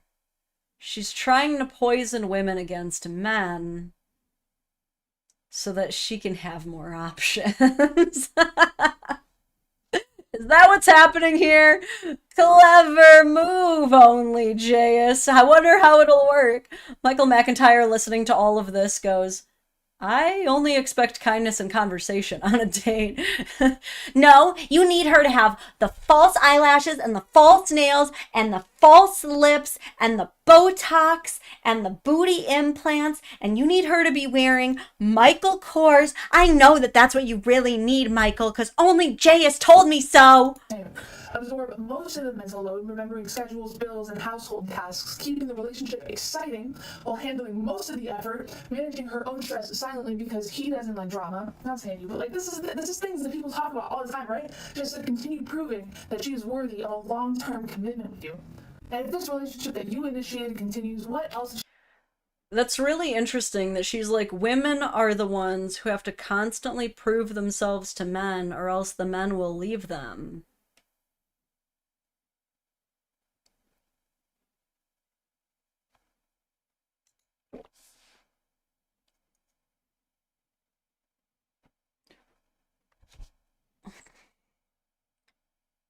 Which one is it? Which one is it? Is it that men are in control and that men are the ones who make these demands of women and make women held to these unrealistic standards or else they leave? Or are women strong, independent boss women who actually control the dating market and we're the ones and we're the final gatekeepers? Because I'm getting confused. I'm getting pulled in many different directions here. Okay? Like, which is it? It seems to be that like women will be so proud to brag about the fact that no man gets to touch her without her permission unless he does so non-consensually. You know what I mean? Women are like, we are so beautiful. Do you really think that we would touch your potato looking ass? And, you know, you're too ugly for me, and that hairline and your 3-inch dick and all this stuff. And yet, apparently we're also the ones who have to dance like monkeys to perform for men's approval? These two things cannot be true at the same time. Okay? I don't know about this. I will tentatively finish this video, though. She expected to do. She has to accept that the marriage doesn't necessarily make you do any more work towards it. She has to accept that she's probably going to be the primary parent while working full time today now, handling the majority of the child care, feeding, bathing, teaching, emotional support, still manage the household, cooking. This is also weird because JS has never been a wife or a mom. Like, what's up with these people taking, like, they're like colonizing other people's trauma. That's basically what's happening here. Like, you are a single lesbian. You are a single lesbian young TikToker who just stopped working at Best Buy. Why are you trying to champion for the oppressed working stay-at-home mothers of the world? I don't really know if this is your forte. Why are you, like, literally just cosplaying as though you have these problems? Why is everybody trying to take the oppression and trauma of stay-at-home mothers who are mistreated and monetize off of it? Are we like are stay-at-home moms like the highest population of people watching social media? Is that why we're currently being targeted so hard by everyone who wants to like make a buck off of it? Like, this is wild to see, dude. Oh my god, barbecue for the win. Thank you for the super chat. Says whatever's convenient at the time of recording, which seems to be, I will say, a pattern of behavior for this creator. She has stolen so much content that she'll just take jokes off Reddit and read them. You know what I mean? Has been a common issue with this creator. So she's just jumping on the next niche. Is required. Absorb blame if the kids misbehave. Maintain an active sex life despite exhaustion. Age gracefully but never let herself go. Except that she may never ever get the same effort that she puts in back to her. Dude is complaining that asking a woman out and paying on a first date and the initiating of a connection with somebody is the hard part, without understanding that for women, like, the work only increases after a first date. Oh, sorry. So she basically ends that by saying, like, men want to complain about how hard the initial courtship process is, but they don't even understand how hard actually maintaining a relationship is.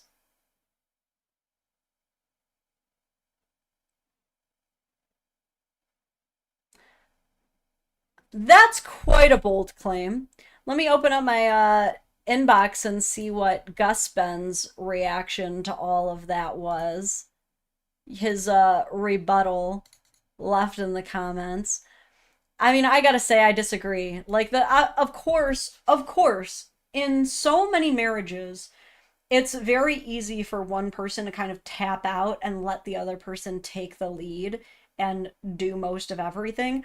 I've talked about this before. I personally call it good guy and good girl syndrome, and it's often the result of someone being taught and raised that their pride, their value, their worth comes from being a successful spouse and mother or father.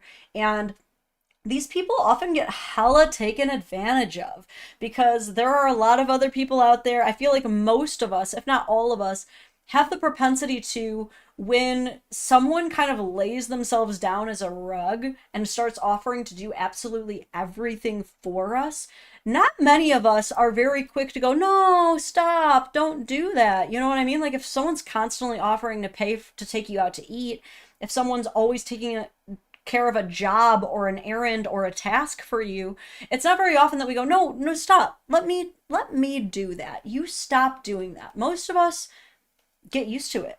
We let them take over. We're totally fine with it. But the more lazy of us will really just take it for full granted. Like, there are so many people who the person recognizes at some point their whole worth is in being a good spouse to me. So they're gonna do what needs to be done no matter what. I can kick back and relax. That definitely happens, but like, it happens on both sides. There's tons of men out here working 60 to 80 hours a week, coming home still doing chores, finding time to still play with the kids, working around crazy schedules to make sure they're still going to stuff, still being active and present, rubbing their wife's feet, giving her back massages, giving her extra money so she can go out and treat themselves. And they're getting treated like dirt too. And they're like, man, when am I going to get back what I put in? I don't really know that there's the exact statistics that show that in every single category, women just carry marriages by and large. You know what I mean? That seemed very, close-minded. Also, Michael, excuse me, hiccup burp. Thank you for the super chat. Happy Pie Day to you as well. May it be tasty. You know, I wasn't even thinking about getting pie today, but now I might. I might just have to. Okay, so this was, Gus Ben's response. Says a lot of what you said men also have to do. True. Having basic hygiene is an expectation for all people to go out in public. It's honestly disrespectful that you suggest men are allowed to have poor hygiene by virtue of being men. Also, much of what you said applies only to men who are prone to toxic masculinity, and as many here have already said, you're trafficking unrealistic beauty standards by implying that men want women to look like models 24/7. What a beautiful way of putting it. Yeah, I pretty much said a very similar sentiment to you of like, why are you perpetuating this idea that like we have to have these like weird perfect bodies, but you call it trafficking unrealistic beauty standards. Well said. When most men say they prefer a more authentic look. Further, your points about women being expected to take on the majority of housework and childcare don't hold up either, because most men expect that those responsibilities are to be shared. People and men, specifically in healthy long-term relationships, do not expect all the things you're saying women have to do. So much that we have to spend time reminding people that men who do want all that do not represent the majority of us, and that we agree those expectations are unrealistic, unhealthy, and unwanted by most of us.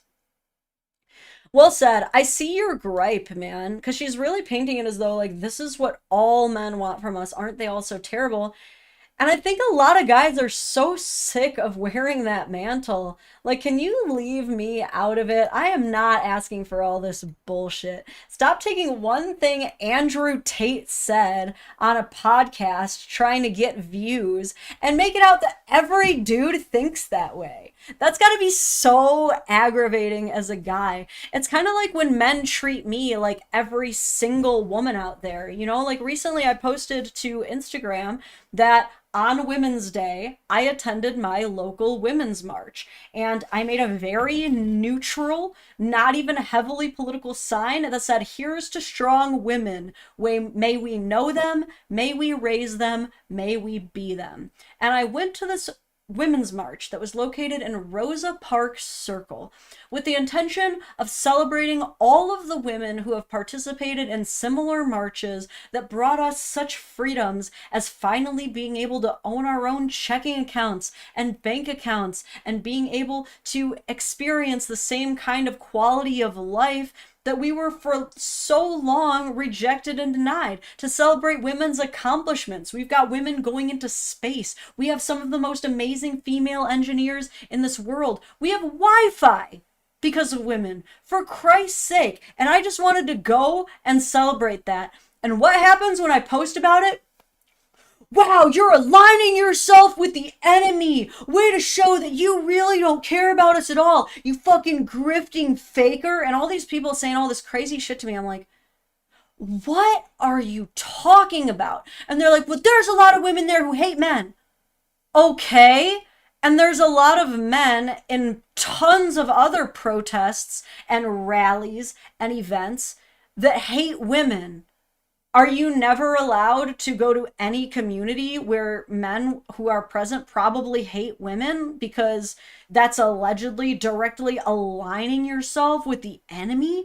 I'm like, I'm sorry, let's pretend that I am a perfect conservative woman, that I can't even stand to be seen with liberals or leftists, which, as many of you know, gonna have to work a lot harder to fit me into a political box than that. Where are they?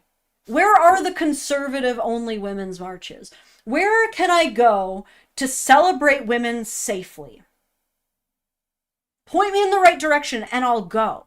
But I have a feeling that if I ever do anything that is women based, it's going to trigger that small but very loud minority of people who have fallen for the gender war, who just took the bait, hook, line, and sinker, and have truly committed to an us versus them mentality that I fear I can't fully break them out of. You know what I mean? Like, God, that's how I really do understand what men are going through. Because it's like, it's the exact same thing. I can't go to a woman's march without being labeled some man-hating misinterest grifter. Just like a man can't walk into a child support office without being assumed to be some deadbeat abuser. It's a terrible mantle to force on anybody. It's about time we start affording some basic decency and human grace, not just assuming that everyone is the absolute worst version of any associated party. Let me read some of these super chats. Shiny says, maybe no one should be believing a literal Romanian pimp is a good representation of what men want. Dude, man, it's rough out here because y'all know I do like MMA and train jujitsu, and a lot of those guys still love Andrew Tate. I feel like most of them have come to recognize, like, wait a minute, there's something off here. But I do, like I said, I do kind of get it, because the very first Andrew Tate video that I ever saw, I liked it. He was talking about how hard it can be a man because of all of these expectations and these assumptions and how much weight they have to carry. And I think he might have even said something about difficulties for fathers. And I was like, damn, okay, he actually was really well spoken in that one. But the very next Andrew Tate video I ever saw made me go back into my history, and unlike the first one, because I was like, oh, no, that is an algorithm tainter. That is an algo destroyer if I ever saw one. I don't even remember what the second video was, but he just said something that was literally so crazy that I was like, I'm sorry, what? No. It was probably something about, like, men can cheat, but women can't, and I was just like, and that's a wrap. That's a wrap on this Andrew Tate feller. No more of that now. Samantha, thank you for the super chat, says we need more reasonable feminists who like men. It sucks that all the crappy feminists have ruined the term feminism to where, like, technically I'm a feminist still. Like, technically, yes, I want men and women to have equal opportunities, and that is what feminism means, but, like, I don't feel comfortable openly identifying and labeling as a feminist because there's so many subcategories of what that actually means. Like, there's so many people of radically different political alignments all using the same title that I'm like, I don't really know. I don't know if I want to safely call myself that thing anymore. Doom for Zombies, did I miss your super? I'm so sorry. I'm so sorry. Let me go find it. Michael McIntyre's, Shinies, Samantha Cuslins. Man, I must have really missed it. Aha! Thank you for the 5. Says, I see why she's into women if she views men like this. If only it was a choice, though. You know what I mean? I actually get so pissed when I hear women say things like, I'm so sick of men. It's time to switch over to women. I'm like, get out! No! No! Actual gays do not want your performative bisexuality in their space. No! That is the worst thing to happen to gays, is these straights out here faking with a half-mast rainbow flag coming in going, no, I really do like girls. And then when they finally have an opportunity to get down on the box, they're like, do you want to just go play puzzles or something instead? You're not a real one. We don't want you in here. You don't even go to this school. Fake gay bad. Go home, dude. No, you go back to the men, okay? I don't care if you don't want them, okay? At least they want you.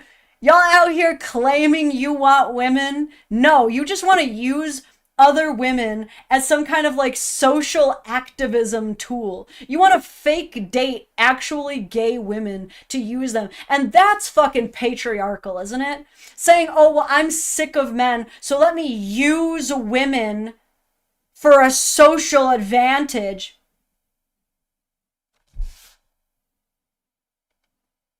You leave those innocent gays alone. Bad performative lesbianism. Bad. I knew the postage stamp was coming. The longtime viewers know. I have said this rant before. Get them fake gays out the club. You can sit at the table, but like, just admit you're straight, girly pop. For all of our sakes. Mm-hmm. On that note, we are wrapping up our lives for the week.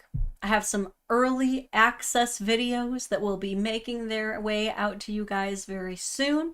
But in the meantime, any last minute thoughts, anything like that? I will be making the schedule for next week's lives this Sunday. So if there's anything in particular that you are like, I beg you, please cover this, send it over to lauren@dadvocate.net. Also, like the stream. I forgot to tell you that already, but you make sure that if you did not do it yet, somehow you go ahead and you slap the like down on it right now. Also, if you want extra fun behind the scenes stuff, the Patreon is currently 25% off with code Irish until the end of the month. That's on tiers $5 and up. So it'll drop it down a little bit at that point from $5. That's on annual and monthly memberships. So definitely take advantage of that. I do not run sales very often, but I'm trying to kind of bolster the Patreon community, trying to do a lot more with it. And I feel like I'm succeeding, though I could stand to do more vlogs, I think. Do a video on fart magic?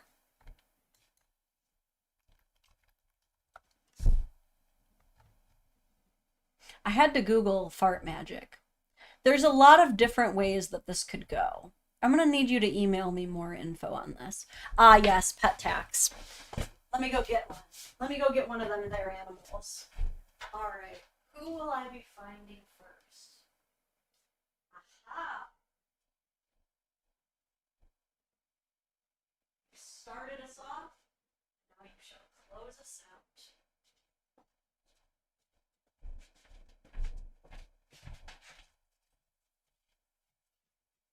A baby up here. Now he is stressed because Miles is also here. Miles likes to smell up his butt. Go on, Miles. Go on. Oh. Our sweet baby boy. Don't worry about Miles. You just worry about the cuddles. Bet it's Mochi. You better bet. You bet your sweet buns. It's our Monsieur Purrington. Who's the baby? Who's so stressed out? Let him still purr.